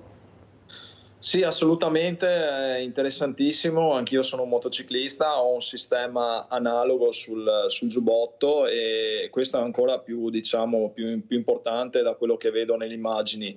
Appena ho visto le immagini ho pensato a 2 ragazzi che nel tempo qui a Cessalto abbiamo pianto, e molto probabilmente se c'era un sistema analogo forse magari sarebbero ancora qui o avrebbero avuto diverse conseguenze. E quindi sì, andiamo avanti e cerchiamo di portare avanti la vostra voce con tutti i mezzi che abbiamo, quindi se mi mandi i moduli ben contento di portarlo avanti. Mi viene in mente, se ti ricordi, la prima raccolta delle firme per obbligare a utilizzare quel sistema che serviva per non dimenticarsi dei bambini dietro, quando praticamente esci dall'auto e lasci, purtroppo succede, il bambino sul sedile anteriore e te lo dimentichi. Adesso abbiamo dei sistemi tecnologici che impediscono questo e quindi ben venga la tecnologia, però ovviamente come hai detto tu, come hai riportato dalla voce di quell'imprenditore, non è possibile che costi così tanto, perché altrimenti una famiglia non può permetterselo. Dobbiamo arrivare a dei prezzi, diciamo, concorrenziali che permettano a un ragazzo di acquistarlo, a una famiglia di acquistarlo. Ma soprattutto, vede Sindaco, il problema non è neanche l'acquisto, perché qualcuno l'acquisto lo può fare, ma poi non lo metto, chi se ne frega, a me non capita. Noi dobbiamo obbligare, perché in Italia funziona così. Solo se obblighi riesci ad avere veramente voce, se no ognuno fa quello che vuole, non c'è niente da fare. Noi dobbiamo obbligare, perché guardate che da gennaio ad oggi quanti ragazzi in motocicletta sono mancati, quante persone, abbiamo dei numeri incredibili. Ma allora, se c'è questo sistema, perché non adoperarlo? Siccome che a livello nazionale sembra che anche con questo codice della strada, mi diceva la Presidente Cassaniti, non è stata ascoltata, perché lei aveva presentato un cartello dove c'erano tutti questi strumenti per salvare la vita, ma non è stata minimamente ascoltata. Allora adesso vediamo se in Europa ascolteranno queste firme che raccoglieremo, perché non c'è niente da fare, bisogna guardare avanti e andare oltre. Se qualcuno non ascolta da una parte, da qualcun altro ascolterà, perché stiamo parlando di ragazzi, di uomini, di persone, di bambini, di famiglie sconvolte. Non è possibile che qualcuno si giri dall'altra parte e non è possibile trovare sempre i soldi per quello che vogliono loro e non per quello che vogliamo noi, che è la nostra sicurezza. Abbiamo Tiziano da Padova. Tiziano? Sì, pronto? Pronto? Sì, pronto? Buongiorno. Buongiorno. Senta, io telefonavo in merito a lei che sta parlando dell'airbag delle moto. Sì. Giusto? Sì. Allora io vado in moto da 60 anni, perché ne ho 73, ho cominciato a 14 anni ad andare in moto e ancora ci vado, è una moto grossa, io ho una Honda 650 e vado sempre via, signora Mirella, non sono uno che sta a casa, però vedo che noi possiamo inventare 1000 airbag come le cinture di sicurezza della macchina, bisogna moderare la velocità. Anche quando Gigi Proietti faceva i reclami di allacciare le cinture di sicurezza, doveva anche dire moderate la velocità, perché io ho sempre viaggiato, una volta correvo più forte, ma corro ancora a 140 km all'ora sulla Valsugana, ma dove non ci sono strade che entrano bisogna viaggiare e mio papà diceva usare un po' di prudenza, perché vediamo che anche con gli airbag delle automobili i ragazzi si uccidono lo stesso, perché chi corre troppo forte. In montagna io viaggio a 60-70 all'ora nelle curve, quelle che si possono fare a quella velocità, se no un po' meno, ma me sorpassa chi viaggia più forte. A parte che io ho una certa età, ma non ho ancora paura di andare in moto, perché ho l'esperienza ma che voi un po' di prudenza e moderare la velocità. Possiamo inventare 1000 tecnologie, ma vediamo che di ragazzi in macchina se ne copa sempre e le macchine nuove hanno tutti gli airbag laterali, centrali, tutti, ma bisogna moderare anche quando fanno i reclami, no? Dire solo allacciate, andate più piano. Le velocità sono alte, in autostrada una volta si viaggiava a 90-100 all'ora, adesso ti viaggi a 130, perché ho anche un'automobile che corre, però te supera a 160-180, moderare le velocità. Lo so che voi direste ma tu sei vecchio, non capisci niente, ma questa è pratica, non è teoria, signora Mirella. Bisogna moderare, ripeto. Allora, a questo diversamente giovane che è Tiziano, facciamo 50 e 50 di verità, nel senso moderare la velocità ci sta tutta, però capisci bene Tiziano che fare un incidente in macchina è una cosa, fare un incidente in motocicletta è un'altra cosa, sono due cose completamente diverse. Basta vedere quando corrono queste motociclette nelle piste, ecco, si salvano tutti, non muore più nessuno. Perché? Perché hanno questi strumenti che quando cadono non si fanno più male oppure rimangono secchi. Cosa ne pensa, Sindaco Crosato? Sì, esattamente come hai detto tu, Mirella. 50 e 50, condivido, in parte è la tecnologia che dobbiamo comunque mettere sicurezza sulle moto, e avrei fatto lo stesso esempio e avrei citato le statistiche anche, perché le statistiche ci dicono che purtroppo un incidente in moto ha più probabilità che ci siano dei danni gravi, è naturale ed è così, insomma. Dall'altra parte l'attenzione. Ti faccio un esempio. Circa 2 settimane fa mi ha chiamato un papà disperato che il ragazzo ha già fatto 2 incidenti, corre tantissimo, non è riuscito a bloccargli la patente con i carabinieri, e praticamente mi ha chiesto aiuto, e io gli ho consigliato una cosa molto semplice: di portarlo a trovare quelle famiglie che hanno perso un ragazzo sulla strada, oppure come nei casi quegli uomini e quelle donne che hanno avuto delle conseguenze molto gravi nella loro vita a seguito di incidenti. Mi viene in mente l'amico Daniele Furlan, insomma, che è un esempio, e quindi dobbiamo dare più voce a queste persone che rappresentano anche le conseguenze, e quindi dalle conseguenze devono avere la forza di aiutare quei ragazzi che non capiscono l'importanza della prudenza. Abbiamo Claudia da Treviso. Ciao Claudia. Ciao Mirella, buongiorno a tutti. Io ho una semplice domanda e che mi faccio da molto tempo. Se il problema è la velocità, crea ovviamente morti e disguidi, perché viene autorizzata la costruzione di auto e moto che vanno oltre i 200 all'ora quando il minimo 120? È una domanda a cui vorrei una risposta. Grazie. Grazie a te Claudia, prego Sindaco.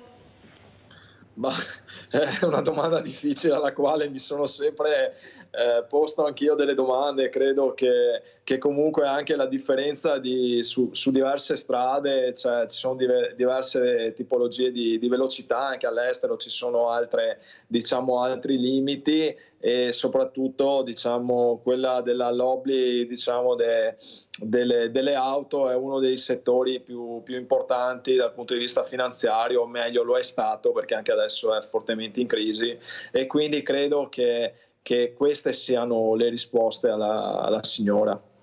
Allora, un'altra cosa importante, Sindaco, che vorrei parlare anche con lei, è questa sicurezza anche all'interno delle scuole. Io prima sentivo la dottoressa Baiocchi che diceva: è inutile andare nelle scuole se non sai come parlare, cosa dire, che non sei competente in materia.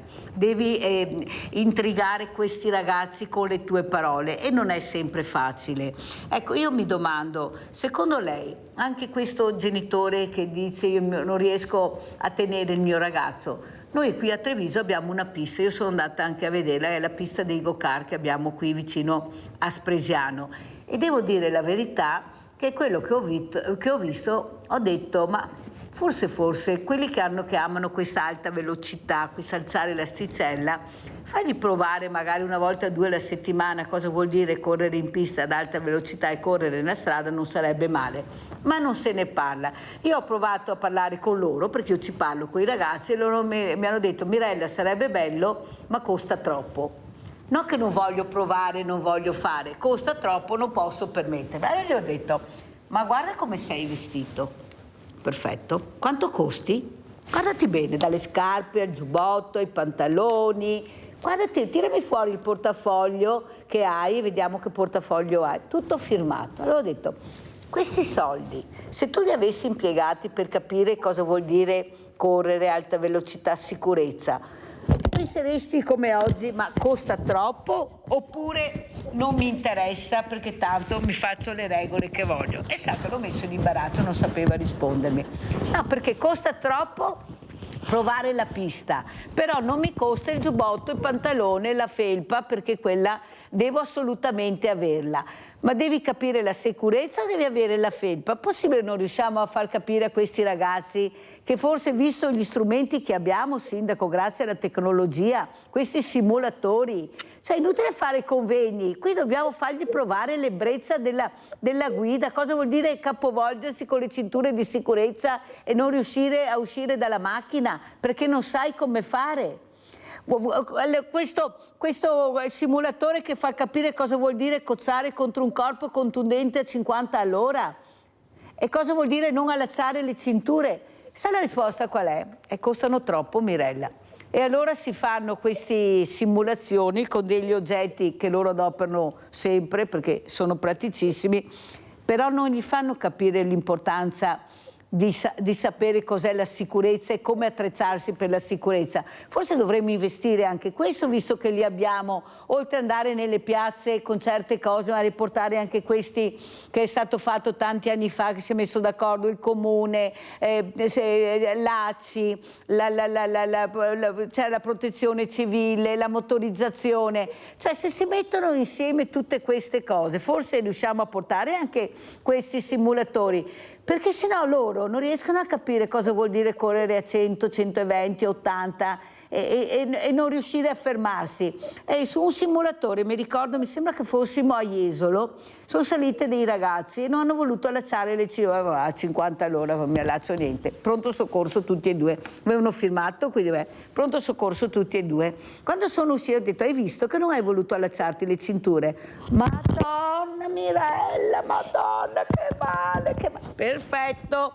Capisce, Sindaco, che forse anche questa potrebbe essere un'emozione forte da far provare a questi ragazzi, per far capire che non possono correre in questa maniera, non possono giocare con la vita in questa maniera, non possono bere così. Guardate cosa succede il venerdì, il sabato sera, andate a vedere, inutile che ce la raccontiamo. Prego, Sindaco. Ma sì, assolutamente, ben vengano i simulatori, ben venga anche quelle iniziative, ad esempio Autostrade Alto Adriatico ha questa iniziativa di andare nelle scuole, di portare nelle scuole la polizia stradale, portare degli esempi di incidenti e quant'altro e fare scuola anche scuola di guida verso i ragazzi delle superiori, quindi è una bellissima iniziativa e credo che dobbiamo investire molto, come dici tu, molto più tempo e molto più risorse in questo, nel riuscire a parlare con i ragazzi, di fargli capire i pericoli e le grandi difficoltà che ci sono poi alla guida, perché non viene mai sottolineato anche il pericolo che c'è adesso che andiamo verso la stagione invernale, l'importanza di avere un'auto diciamo dal punto di vista manutentivo a posto, avere le ruote a posto e quant'altro. Molte volte ci troviamo a guidare con un'auto che indipendentemente dal valore o dal numero di chilometri non ha quelle accortezze minime di base che servono per uscire in sicurezza, quindi, e magari chi lo guida purtroppo tante volte neanche lo sa, perché o ha fatto la patente decine di anni prima, oppure magari non ha sottolineato queste accortezze. Quindi l'importanza anche della comunicazione, di riuscire a dare delle indicazioni precise a questi ragazzi e dopo anche alle persone magari più in là con l'età. Livio da Padova, vai Livio.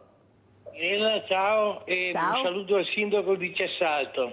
Dunque, il sindaco ha fatto una cosa saggia, veramente, quella di invitare i ragazzi che corrono troppo a vedere le tragedie che hanno provocato verso se stessi e verso i loro genitori. Ecco, io pregherei il signor sindaco di dire a questi ragazzi che se conoscono altri compagni che corrono a velocità stratosferica, di provare, di sapere quello che succede in questi frangenti. Grazie. Grazie a te Livio. Allora, prima di rispondere a Livio andiamo a vedere anche che Livio ha detto che è bravo questo sindaco, è proprio bravo perché fa anche il netturbino. Andiamo a vedere il sindaco netturbino. Ultimamente ci siamo specializzati nel fare l'operaio, quindi andare fuori a svuotare i cestini, dare supporto agli altri operai del comune, perché purtroppo quella era principalmente l'emergenza. Il netturbino forse è quello che mi viene meglio, no? A parte le battute, è importantissimo perché molte volte ti trovi anche a disagio perché hai i cimiteri sporchi e non riesci a risolvere i problemi, non hai risorse per dare nuovi appalti e quindi ti inventi. In quest'ultimo anno per il suo comune ha fatto il ragioniere e il vigile urbano, ora anche il netturbino.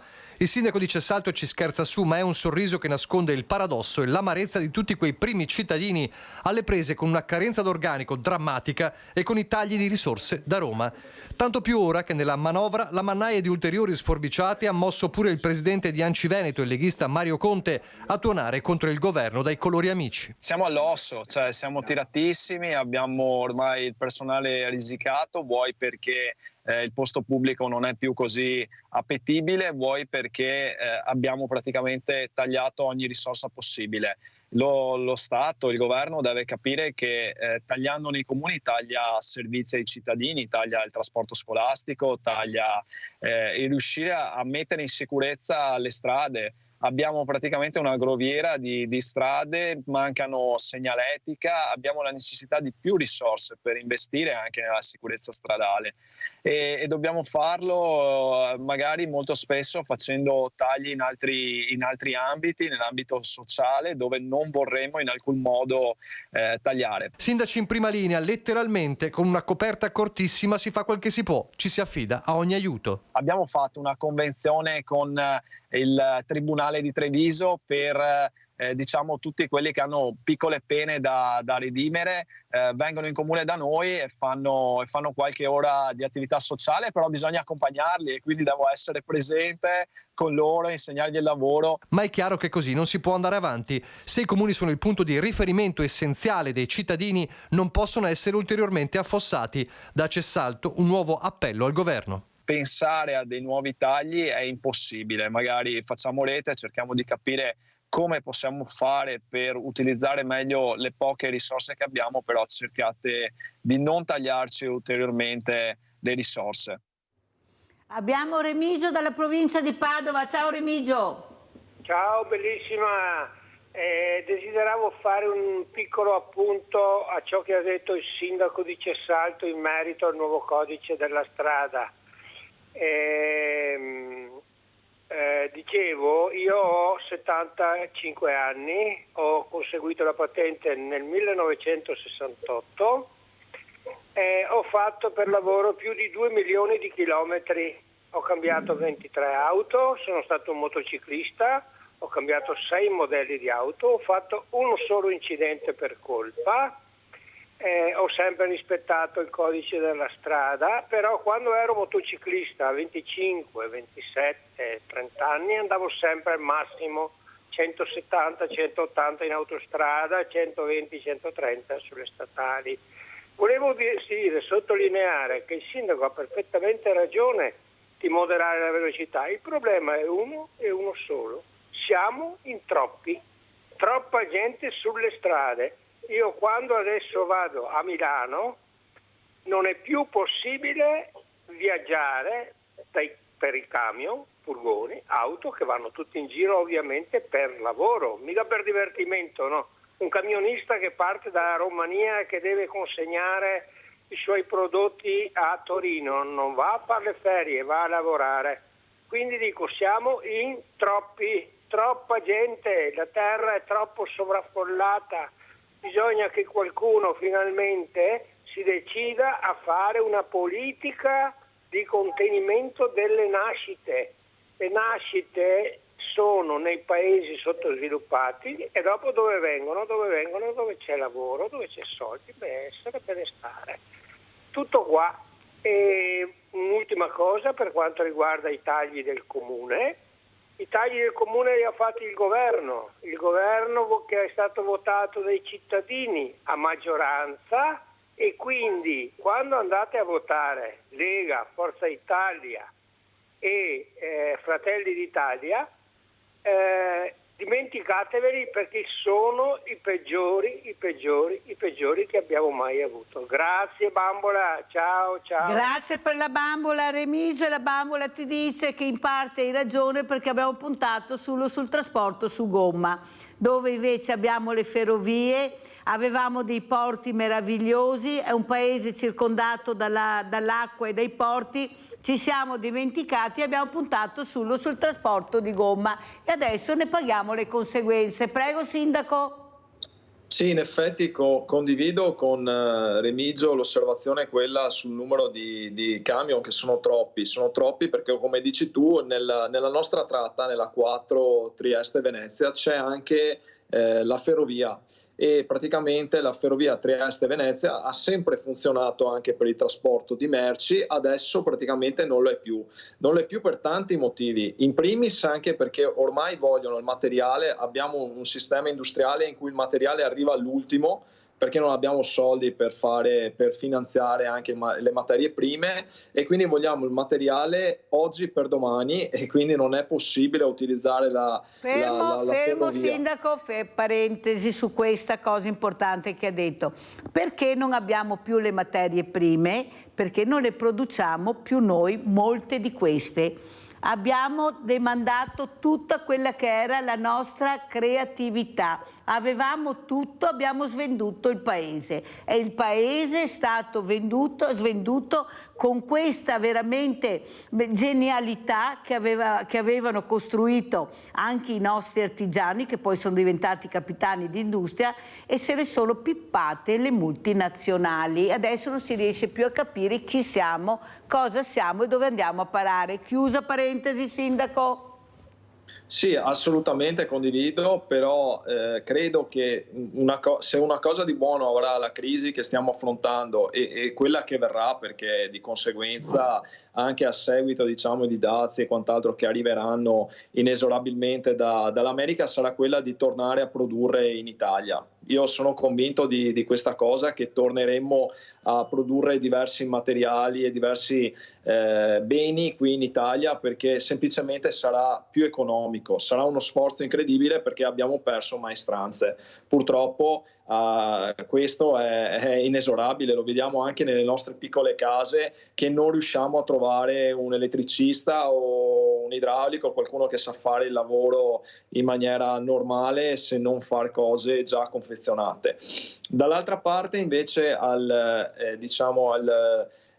telespettatore di prima, quello precedente che ha detto il punto, l'importanza di testimonianza, vorrei rubarti proprio un minuto in cui ti dico una cosa che non vorrei dire, che però è importante, è quella che qualche anno fa ero appena diventato sindaco e un cittadino purtroppo mi è venuto a dire che non riusciva ad andare a trovare il proprio caro giovane morto perché in cimitero, perché il cimitero era praticamente chiuso negli orari notturni, e questo perché lui faceva un lavoro che praticamente partiva prestissimo e andava a casa tardissimo. Io vorrei veramente far incontrare a tutti quelle persone che corrommettere obbligatoriamente di andare a parlare con questo uomo, questo papà, la tristezza che ha provato anche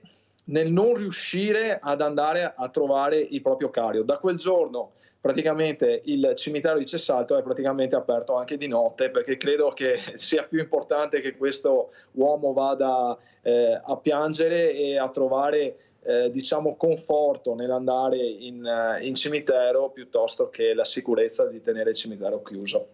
Il problema è che c'è la sicurezza della persona che è messa molto in bilico, perché non è possibile che noi stiamo attenti al diverso del pelle nera che arriva col barcone e poi abbiamo queste bande di albanesi, di rumeni, dall'est che arrivano, mettono a fuoco il paese, se ne tornano a casa in giornata con tutta l'area furtiva nel silenzio totale perché non si riesce a fermarli. Capisce il sindaco che la gente a casa è molto preoccupata, non riesce più a capire cosa sta succedendo, vedete i furti come fanno a volto scoperto, abbiamo visto anche il signor Battistella cosa ha dichiarato nei nostri telegiornali. Eppure si continua a non capire che abbiamo bisogno di sicurezza. Voi non ce la fate, sindaco? L'ha detto anche lei fa il netturbino, fa il ragioniere, ma è possibile che a Roma non riescano a capire che devono investire qua nel nostro territorio e non da altre parti e mettere in sicurezza il paese dando a voi la forza di contrastare questa delinquenza, microdelinquenza che c'è? Ma sindaco, veramente prima il nostro collega Nicola Zanetti ha detto il sindaco di Treviso ha tuonato contro i parlamentari. Tuonate, sindaco! A sto punto tuonate tutti insieme, perché non è possibile che non siate ascoltati. Noi non possiamo uscire di casa e avere il terrore anche di giorno che arrivano queste persone all'interno della casa, sfondano pareti, fanno di tutto. E poi arresti domiciliari. Ma io non so, oppure liberi subito dopo questo passaggio nelle forze dell'ordine, in questi uffici, li trovi liberi. Ma capisce il sindaco, il cittadino si ribella, non capisce più niente, prego. Sì, assolutamente, condivido. Guarda, si sta arrabbiando anche la Cagnetta dalle parole. E praticamente credo che la risposta più opportuna sia quella di dare maggiori risorse alle forze dell'ordine. Nel mio piccolo io ho la fortuna di avere la stazione dei carabinieri che funziona, dati alla mano non ho grandi problemi, ad esempio quello che sta succedendo in questo periodo nei furti nelle case, perché ho i carabinieri fuori e vengono sollecitati da questo e anche abbiamo un rapporto costante. Abbiamo investito come amministrazione tantissimo nella videosorveglianza, ma soprattutto anche nel dare una caserma che sia idonea ai carabinieri, perché dobbiamo dare loro i mezzi per vivere, per lavorare in sicurezza, ma anche in un posto dove vogliono stare, dove vogliono lavorare in maniera coordinata. Quindi anche questa trasmissione, il mezzo è quello per ringraziare l'attività normale, che però importantissima, che fanno nel mio caso i carabinieri della mia stazione, perché permettono proprio di vivere in maniera sicura in un posto dove ricordo che ho un casello dell'autostrada con 2 autogrill, con una delinquenza che normalmente passa, perché passa praticamente metà Veneto per quell'area, per quella zona, e comunque loro sono fuori tutte le sere. Tante volte anche i cittadini stessi mi chiamano alla mattina per chiedermi ma cos'è successo, che c'erano i carabinieri in quel posto, erano lì, e gli dico guarda, i carabinieri fanno semplicemente il loro lavoro, e anzi ho la fortuna che è una delle poche stazioni dove sono molto molto attivi, ma soprattutto sono a pieno organico o comunque mantengono un organico, e anche per questo ringrazio il comando provinciale e la tenenza di Conegliano. Allora sindaco, ormai l'ora è finita, come ci saluta, cosa vuole dire, con quale messaggio ci vuole lasciare? Questo sabato 30 novembre, è passato anche novembre, si avvicina il Natale, grandi feste, però dobbiamo ricordare anche che ci sono famiglie che non festeggeranno di sicuro, perché anche in questo anno hanno perso i loro cari. Prego sindaco. Sì, assolutamente Mirella, e ti ringrazio anche per la tua sensibilità.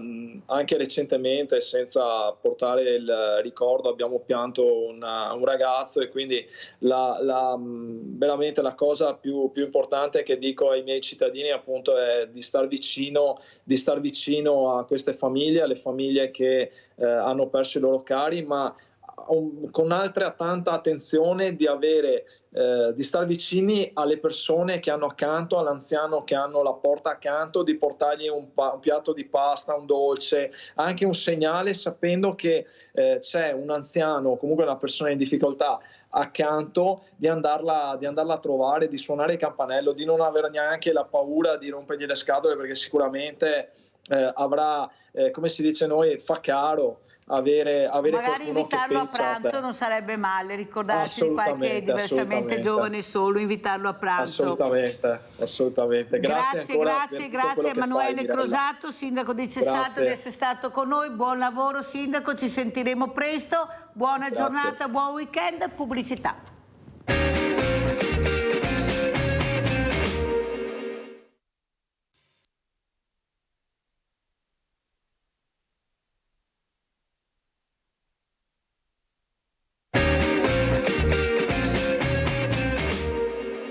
Una forma proprio di autonomia al contrario, una forma di non concorrenza, perché la Regione Veneto, dopo aver scelto di fare la Pedemontana Veneto, adesso vorrebbe scaricarne i costi sullo Stato. L'ordine del giorno presentato dalla Lega è stato accolto come semplice raccomandazione, ma la tempesta politica è comunque servita perché, dice l'opposizione, svela un intendimento, quello di trasferire allo Stato in futuro, qualora vi sarà margine, oneri e costi della superstrada pedemontana veneta. Quei rischi, quei costi di impresa che si era assunto e che oggi stanno determinando una voragine davvero insostenibile nei conti pubblici della Regione, tanto che la stessa Regione ha dovuto aumentare l'IRAP. Il promotore dell'ordine del giorno però non ci sta. Il deputato trevigiano Gianangelo Boff difende l'operazione. La pedemontana veneta non serve solo ai veneti, è un collegamento autostradale importantissimo per il collegamento est-ovest,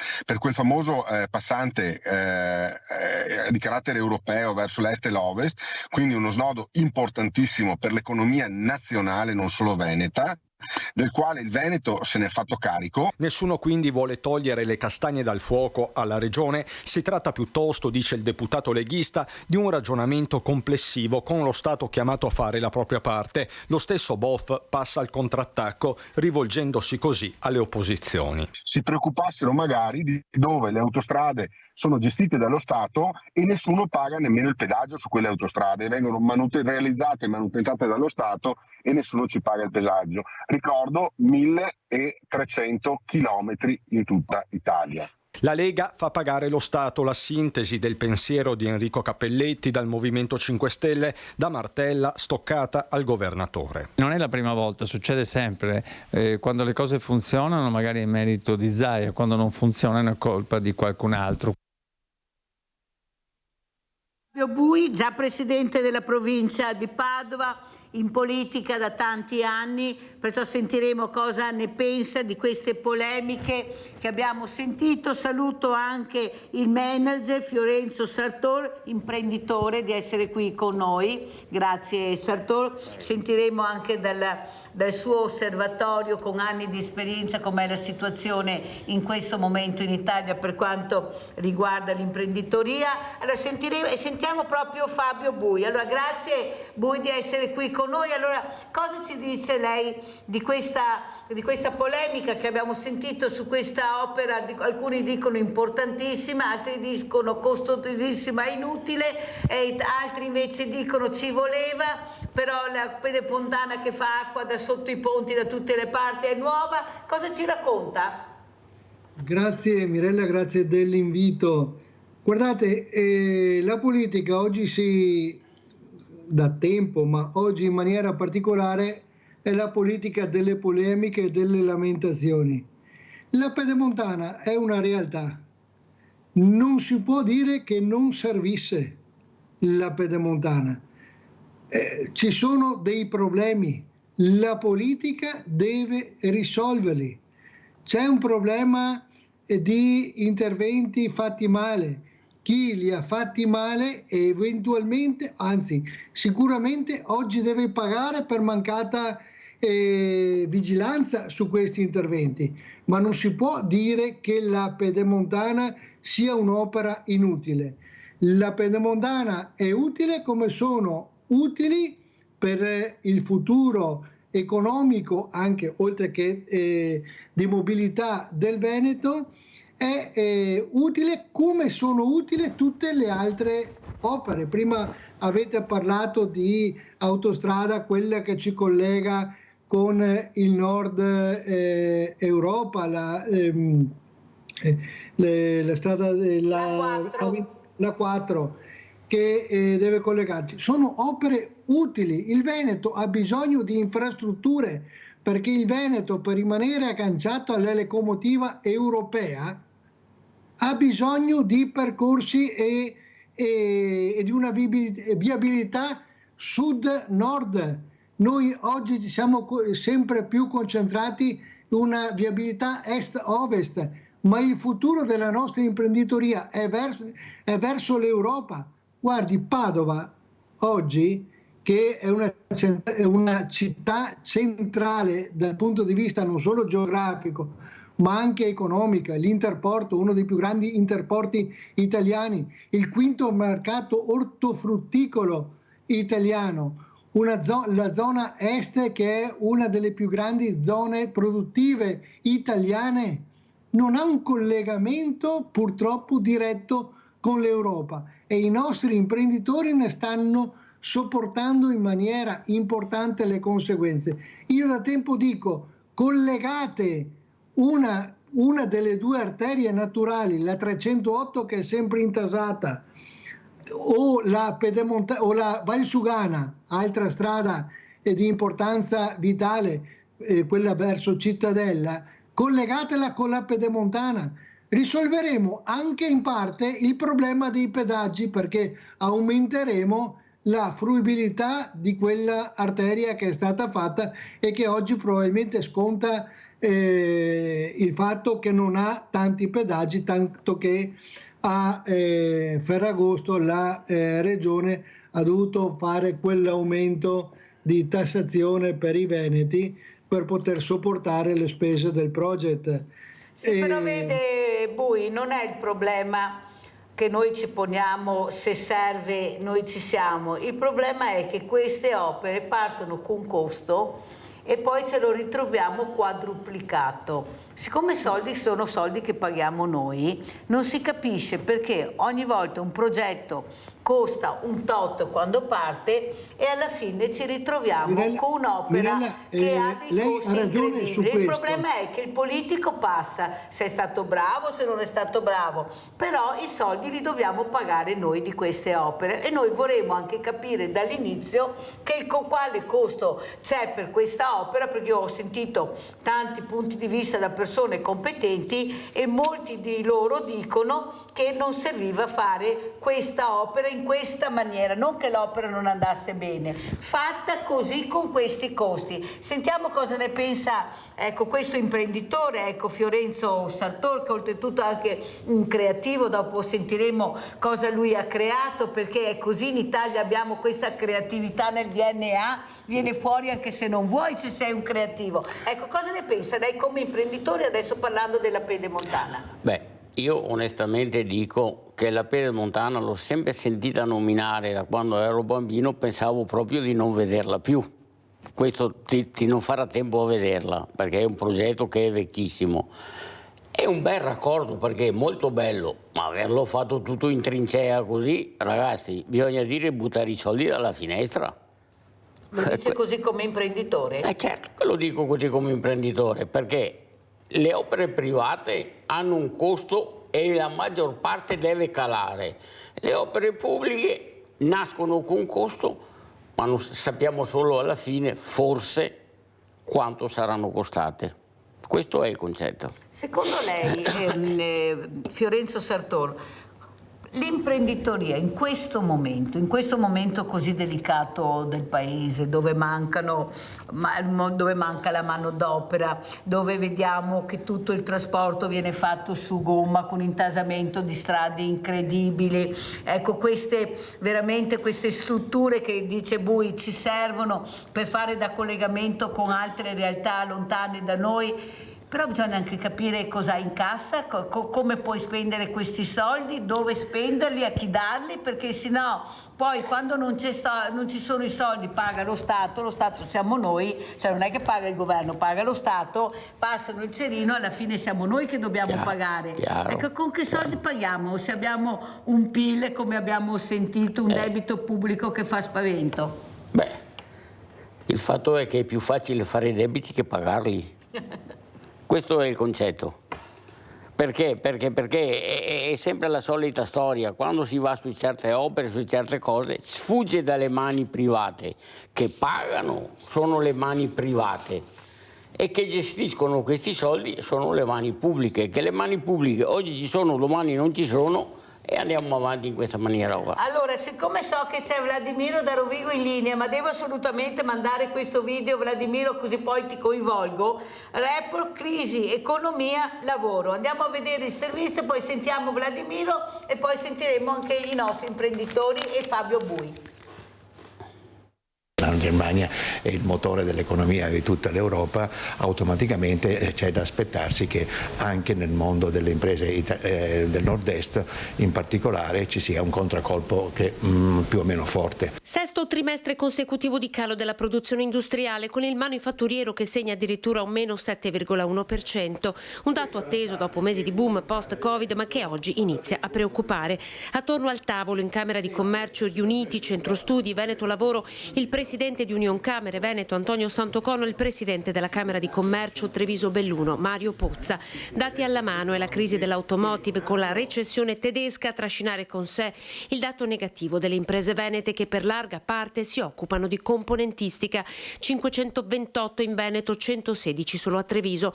Troppo deboli le politiche messe in campo dal governo a sostegno del cambiamento. Le imprese chiedono di avere incentivi allo sviluppo, credono che il governo si impegni soprattutto a livello europeo per quanto riguarda le tematiche legate alla sostenibilità ambientale. Bisogna ripensare sicuramente a questa politica, bisogna ripensare che il 2035 come momento delle emissioni zero, come momento dell'elettrico 100% è una data assolutamente inattuabile. È un problema legato all'Europa. Se l'Europa non mette risorse in una politica industriale a sostegno delle proprie industrie, l'automotive europeo può metterci la croce di Sant'Andrea. Altro capitolo, il manifatturiero, crolla il settore moda, 70.000 addetti in Veneto, 12 miliardi di export.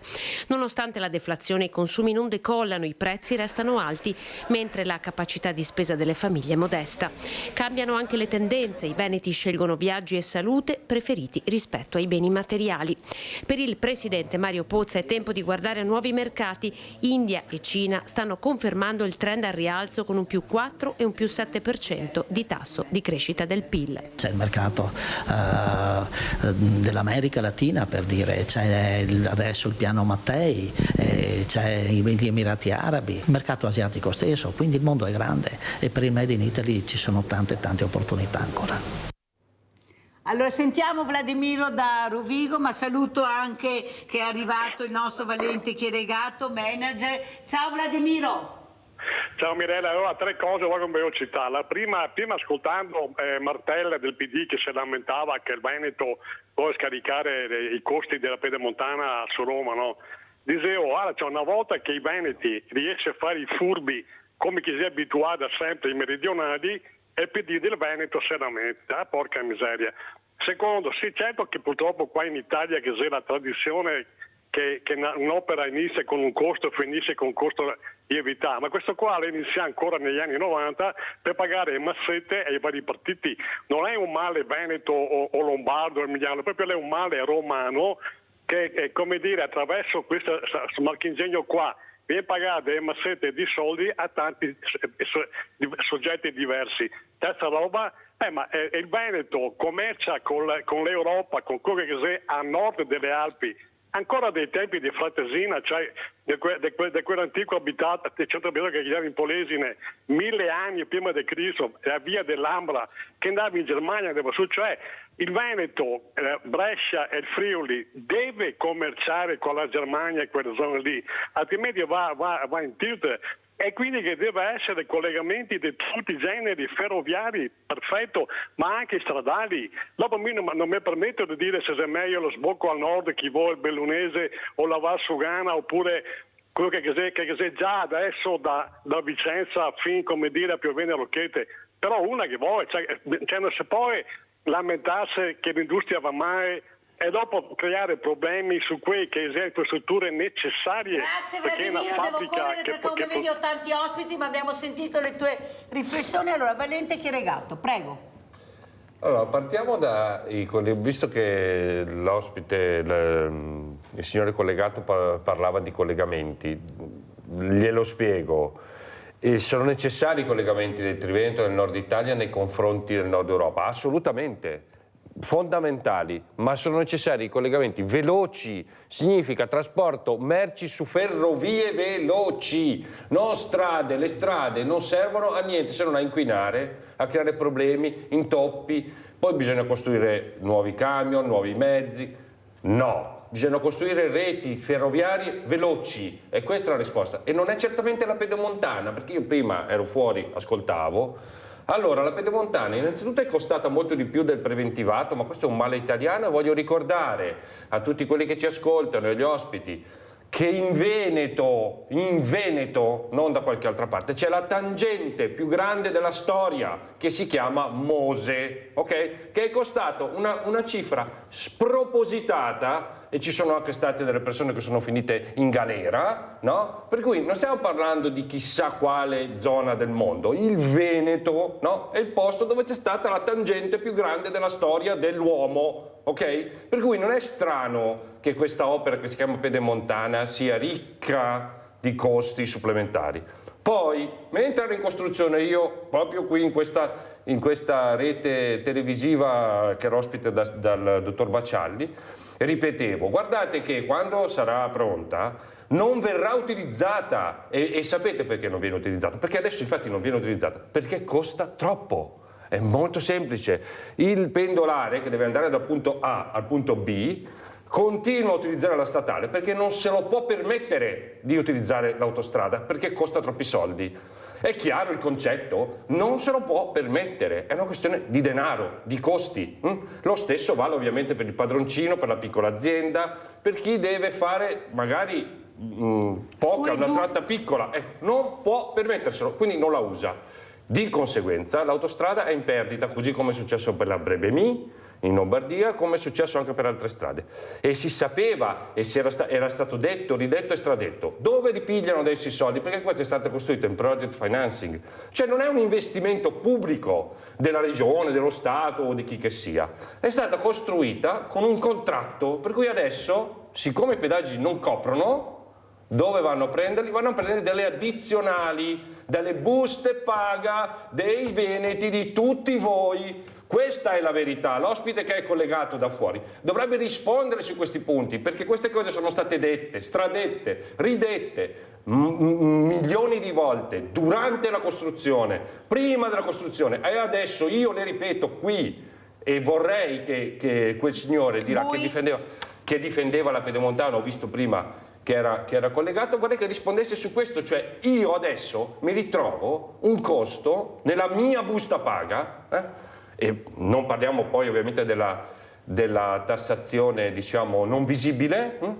Perché questo? Perché è stato fatto un investimento sbagliato, scellerato, che riempie le tasche soliti, e noi tutti ci rimettiamo. Sentiamo anche un altro imprenditore, prima sentire il politico Bui, cosa ne pensa Fiorenzo Sartor, prego. Cosa vuole? Qua andiamo sempre piove nel bagnato.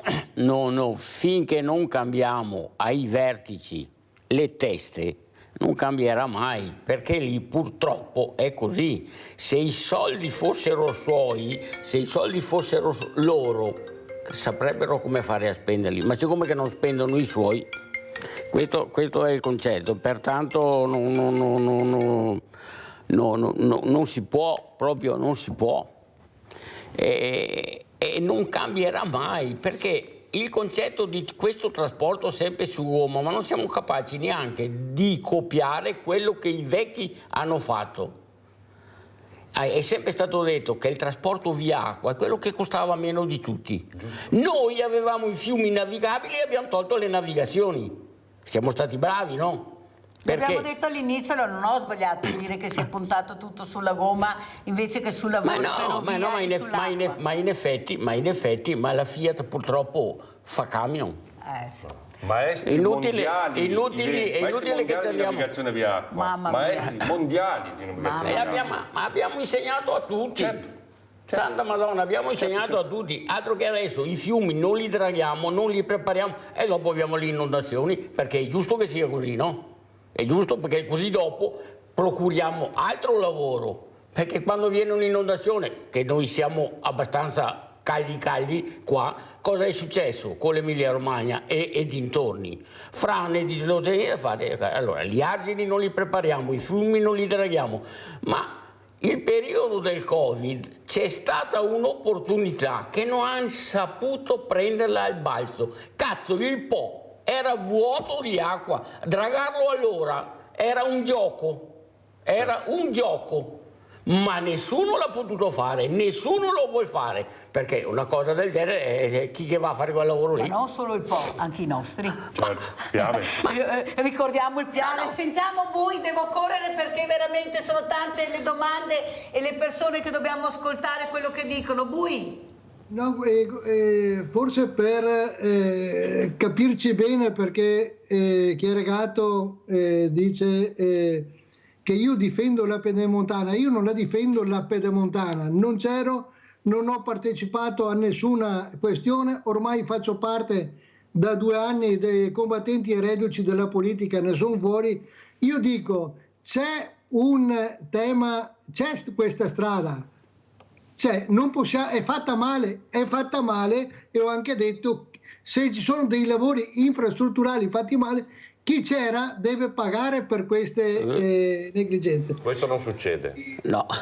Questo purtroppo non succede, lo sappiamo, non succede mai in politica. Io dico per esempio che le grandi opere devono avere un commissario, il modello Genova, dove uno è il responsabile e se sbaglia paga.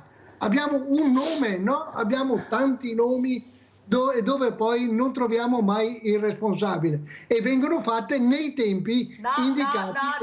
Non troviamo il responsabile, non si vuole trovare il responsabile, è più facile. Ma che non ci sia il responsabile. Ma in questo caso c'è il responsabile, chiedo scusa, in questo caso c'è il responsabile, anzi i responsabili, le giunte regionali degli ultimi mandati. Sono loro i responsabili, a cominciare dal presidente e poi sotto gli altri, che è il presidente che prima era vicepresidente di Galan. No? Regato, io e lei siamo d'accordo su questo, chi sono. Il vero problema è che c'è questa opera, buttiamo a mare tutto o tentiamo di trovare una finalità a questa strada che è stata fatta e dargli purtroppo un senso. Bene, ho una proposta su questa strada.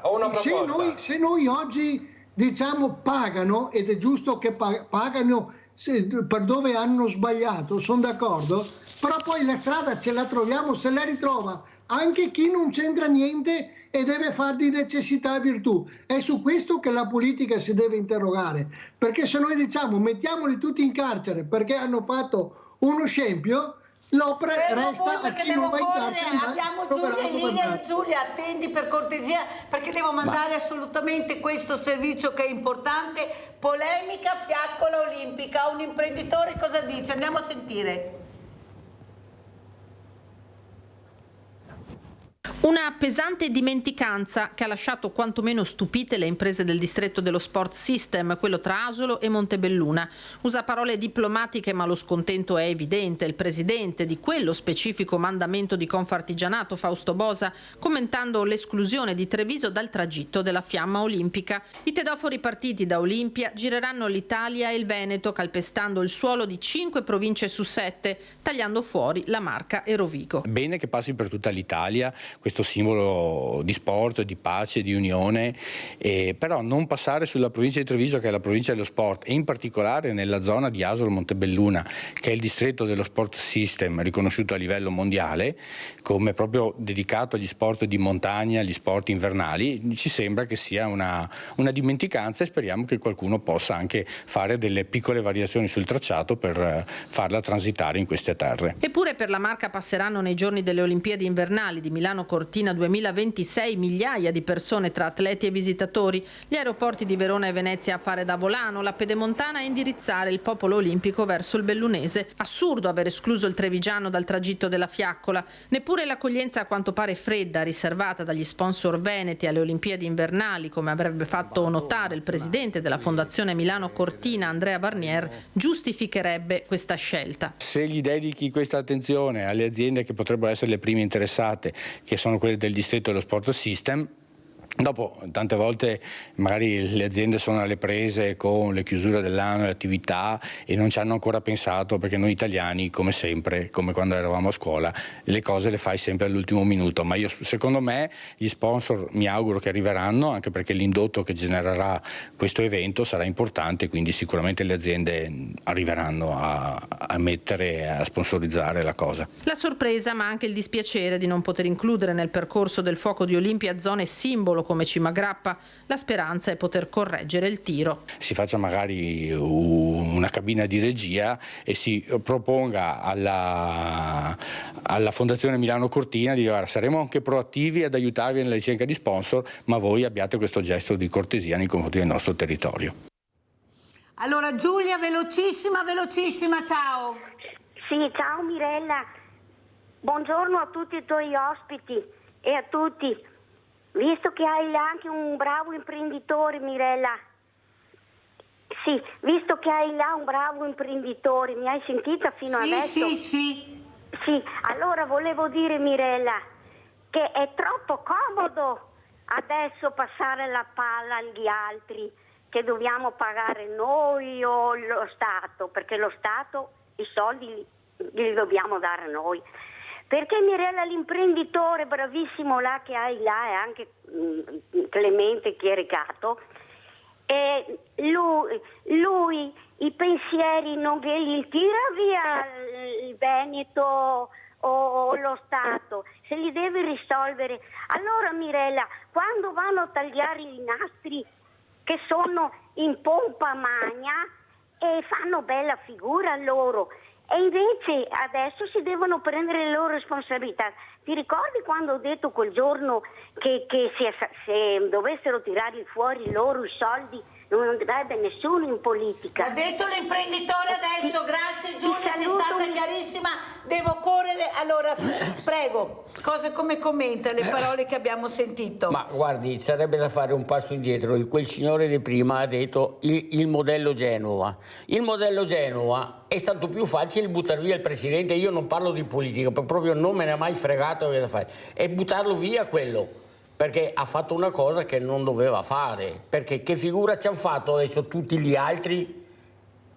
Perché guardate che quell'opera lì, io ci ho lavorato su quell'opera lì e di tanto gliela posso dichiarare bene. Quelli quando hanno deciso si sono riboccati le mani che l'hanno fatto. Ma non va bene quello lì, non va bene, perché lì sicuramente la sua parte l'avranno mangiata anche là. Ma un conto è mangiare una parte e un conto è mangiare... Di cosa sta parlando, Sartolo? Il ponte di Genova. Il ponte di Genova. Perché quello è stato fatto in tempi record. Esatto. È stata fatta una bella opera, ma poi alla fine quel presidente di quella regione lì, e ripeto, non parlo di politica destra-sinistra che non me ne frega niente, quello l'ha fatto, ma è meglio buttarlo via, perché uno così non può andare avanti. Che regalo? Io voglio sempre ricordare una cosa che mi preme molto ricordare. Nel 1958 sono iniziati i lavori per l'Autostrada del Sole. Sono durati 6 anni e mezzo. 6 anni e mezzo per fare 800 km di strada nel nulla, con la tecnologia di allora. L'opera è stata terminata con qualche mese di anticipo ed è costata qualche milione in meno del previsto. Questo significa che queste cose, primo, si possono fare nonostante la tecnologia delle poc'anzi. Per costruire l'Autostrada del Sole, no? Sono state utilizzate tecnologie nuove che poi sono state copiate dai giapponesi, dagli americani, da mezzo mondo. E questo è stato possibile in Italia, con i governi di allora, con gli imprenditori di allora, quello che volete. Ma le persone per bene, voglio informarvi, ci sono qui. ci sono. Quindi si possono fare le opere nei costi, anche risparmiando, si possono fare le opere nei tempi, anche consegnando prima, si possono fare tutte le cose nella maniera normale e giusta. Chieregato Coriamo, ma si può vedere che Treviso è stata tagliata fuori da questa fiaccola olimpica? Allora, innanzitutto secondo me si sarebbero dovuti informare prima, no, di quella situazione. Poi io sono molto affezionato, 20 anni fa, anzi 18 anni fa l'ho anche portata la fiaccola, in occasione delle Olimpiadi del 2006 mi hanno anche attribuito questo onore, è stata un'esperienza fantastica, è una cosa molto bella, credo si sarebbero dovuti informare prima, ma credo anche che magari potrebbe esserci dello spazio. Sicuramente l'esclusione di Treviso io personalmente la ritengo una cosa abbastanza strana, è anche un po' stupida, perché si sa, Treviso, tanto per fare un esempio, è la provincia italiana con più cicloamatori, tanto per dare un numero, su uno sport molto amato a livello nazionale, addirittura mondiale. Quindi ecco, sì, penso che sia una cosa molto spiacevole, mi auguro che si possa correggere. Sartor, dal suo punto di vista, poi sentiamo Bui, ecco questo taglio che è stato tagliato, questo distretto di Asolo importantissimo. Perché il Veneto ha fatto già troppo, è meglio che lasciarli fuori, perché del Veneto che comanda, tranne che il presidente, non ci sono altri, e il presidente del Veneto si è trovato contro tutti e di conseguenza anche lui ha messo la piva nel sacco. Questo è il discorso, perché se vuoi far politica o stai ammanicato o te ne tiri fuori, punto e basta. Io l'ho avuta sulla mia pelle e le cicatrici ce le ho ancora al giorno d'oggi. Pensavo di fare un lavoro imprenditoriale e invece era un lavoro politico, mi sono accorto troppo tardi. Però sono ancora qua. Bui, prego. No, volevo solo ricordare che il commissario al ponte era l'attuale presidente della regione. Non è stato mandato via il commissario che aveva fatto quell'ottimo lavoro, che non era il presidente della regione, ma era il sindaco di Genova Bucci. Quindi per dire le cose come stanno, per dire le cose, c'è un altro tema, e dice bene Chieregato, una volta si facevano, ma guardate che il sistema degli appalti attuale è talmente farraginoso, talmente devastante, ed è stato anche voluto in questo modo qua, che 4 ordini di progettazione e 1000 controlli non per la sicurezza ma per altri motivi, perché se fossero per la sicurezza ben che vengano, rendono un appalto e un'opera talmente costosa, anzi illogicamente costosa, che questi sono i risultati. Oggi dobbiamo rivedere, ma in maniera seria e strutturale, il sistema degli appalti.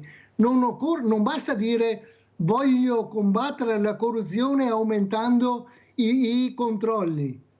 I controlli devono esserci, devono essere veri, però poi alla corruzione devo anche abbinare la fattibilità.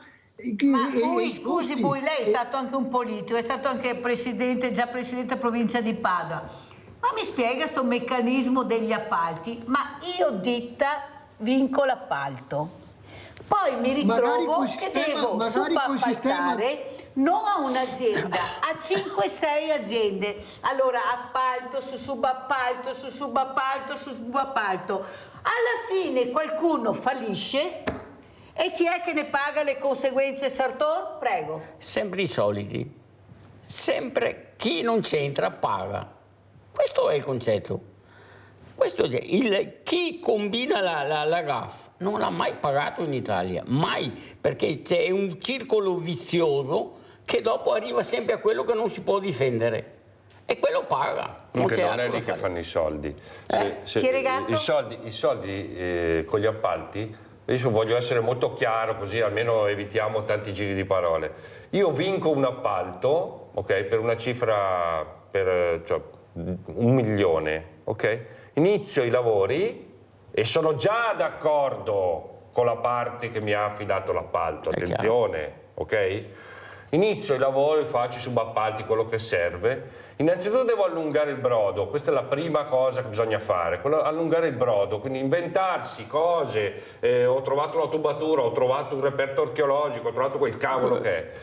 A quel punto comincio a modificare il costo, c'è la possibilità di farlo, e quindi quel milione diventano 2 milioni, diventano 3 milioni, a quel punto c'è da dare, no, soddisfazione a tutti quelli che si sono messi in mezzo a tutto questo giro e che quindi poi andranno a fare, a spartirsi la torta dei soldi che alla fine sono soldi nostri, dei cittadini, delle persone che si alzano la mattina, vanno a lavorare, producono, hanno idee e sono ovviamente il cuore pulsante e il sangue che scorre nelle vene della nostra regione, della nostra nazione. Sono le persone che lavorano, che hanno idee e che fanno le cose per bene. Questi signori che invece giocano con le nostre vite, con i nostri soldi, che fanno questi giochetti per accaparrarsi i soldi attraverso la corruzione, sono dei criminali che usano noi, che spesso siamo anche distratti, che spesso anche non ci accorgiamo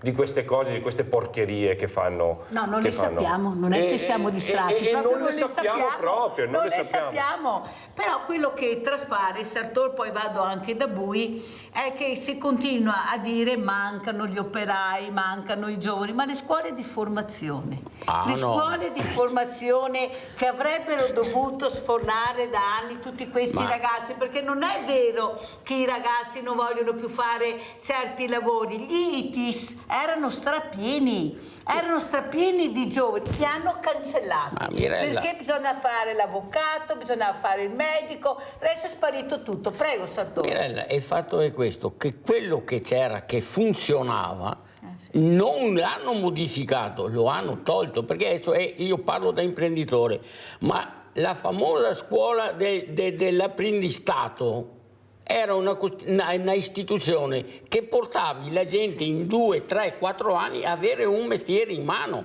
Adesso non ce n'è mica più apprendisti, no, non si può. E quando lo prendi, anche se non ha fatto niente, devi dargli una paga che sia dignitosa, ma non sa fare, non ha importanza, qui sono problemi tuoi, sono tutto quanto lì. E allora praticamente abbiamo smontato tutto quello che in tanti decine di anni i nostri vecchi avevano realizzato e si è arrivati. Ma è colpa anche degli imprenditori di questa categoria, Sartori? No, io dico una parte, diciamo le colpe le abbiamo un po' tutti, perché il sistema l'abbiamo creato in tutti, io per primo e tutti quanti gli altri. Non è che io mi voglio tirar fuori, ma siamo stati costretti perché la società l'avevano strutturata talmente in una... Guardi, io non voglio, è un discorso che non mi piacerebbe proprio fare, ma diciamo c'è la parità per tutti. E io dico da imprenditore, io assumo uno, non va e lo mando via, prova a vedere. Mentre quello che è uguale per tutti, viene uno a lavorare, non gli fa comodo a stare là, se ne va via, ti do gli 8 giorni e se ne va. Dov'è la parità? Il sindacato che predica tanto, caro, che quelli dovrebbero mettersi a fare gli imprenditori loro, visto che loro sono tanto bravi, ma stare all'opposizione è più facile. Sentiamo Bui? No, su alcune cose ci siamo, ecco, però state attenti che non entriamo poi nel qualunquismo, perché i politici sono quelli che abbiamo votato con la preferenza, si comportano male a casa dopo 5 anni e via anche la possibilità del terzo mandato su cui adesso si sta giocando tanto, massimo 10 anni per non creare anche quelle logiche di potere reiterato. Io sono proprio mi scusi sa,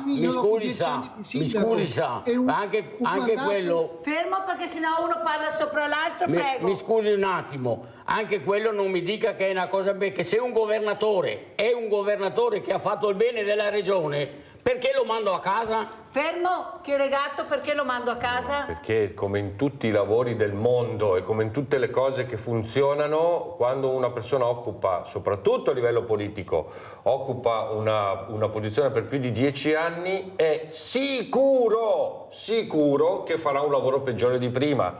Sicuro al 100%. Questa teoria per cui uno che ha esperienza deve essere mantenuto può essere valida, ma in un'altra posizione. Tanto è vero che pure nel mondo dell'imprenditoria e dei manager anche di alto livello non esiste che un manager stia più di 10 anni in una posizione, perché in quella posizione comincia a rendere di meno. C'è una fase di crescita e una fase di calo. Lo stesso vale per la politica. Oltretutto nella politica ci sono i problemi delle corruzioni e delle amicizie, delle posizioni di potere che consolidano questi problemi, che ovviamente ci sono di meno, ma non è che non esistano anche nel campo privato. Quindi il fatto del terzo mandato è una cosa, a parte che Zaia sarebbe al quarto mandato, io non capisco perché si continui a dire terzo, diciamo così, si fa il gioco delle tre carte, no? No, perché prima non era un mandato, poi il secondo, il primo, è il quarto, se viene ricandidato sarebbe il quarto. Cioè, perché dopo l'1, dopo il 2, dopo il 3 c'è il 4. Mi sembra abbastanza semplice, no? Bui, come ci saluta? Siamo in chiusura. No, guarda, Chieregato ha detto bene, uno dopo 10 anni deve fare dell'altro, si utilizzi quell'esperienza per altro. Ciò funziona, guardate, in maniera buonissima nelle forze dell'ordine, esatto. Proprio per evitare rendite che poi possono andare a sfociare in corruzione o in poteri assoluti, ogni tot di anni li mandano da un'altra parte. E questo deve essere fatto. L'esperienza viene sì tenuta, ma la si fa in un'altra parte, in modo che uno non rimanga sempre al proprio posto, ma lasci spazi ad altri e ci sia un ricambio nelle istituzioni. Questo ricambio permetterà sicuramente di portare idee nuove e non creare quei fenomeni che oggi tutti noi lamentiamo. Grazie a Fabio Bui, già presidente della provincia di Padova, ma un politico di lungo corso. Sartor, come ci saluta? Beh, speriamo che a livello che cambi tutto lì, perché così ci salutiamo con la speranza che non avverrà mai. Allora non c'è speranza se non avverrà mai. Vivremo di sogni, la speranza è l'ultima a morire, ma per noi. E soprattutto bisogna andare a votare, a mio avviso bisogna mandare il messaggio di andare a votare. Il problema è vero questo, ma la definizione che la gente non va a votare è perché la politica li ha schifati tutti. Però d'altra parte non possiamo non farlo, perché sennò facciamo il loro gioco. Chieregato. Ma guarda, io voglio scherzare con te, Mirella, adesso, perché siccome ogni tanto mi chiedi se sono candidato da qualche parte. La trasmissione di oggi ti ha dato la risposta. Io, se fossi un politico in una posizione di potere, non giustificherei nemmeno un euro rubato. Cioè, per me sarebbe una cosa intollerabile, anche un euro. Non può farlo.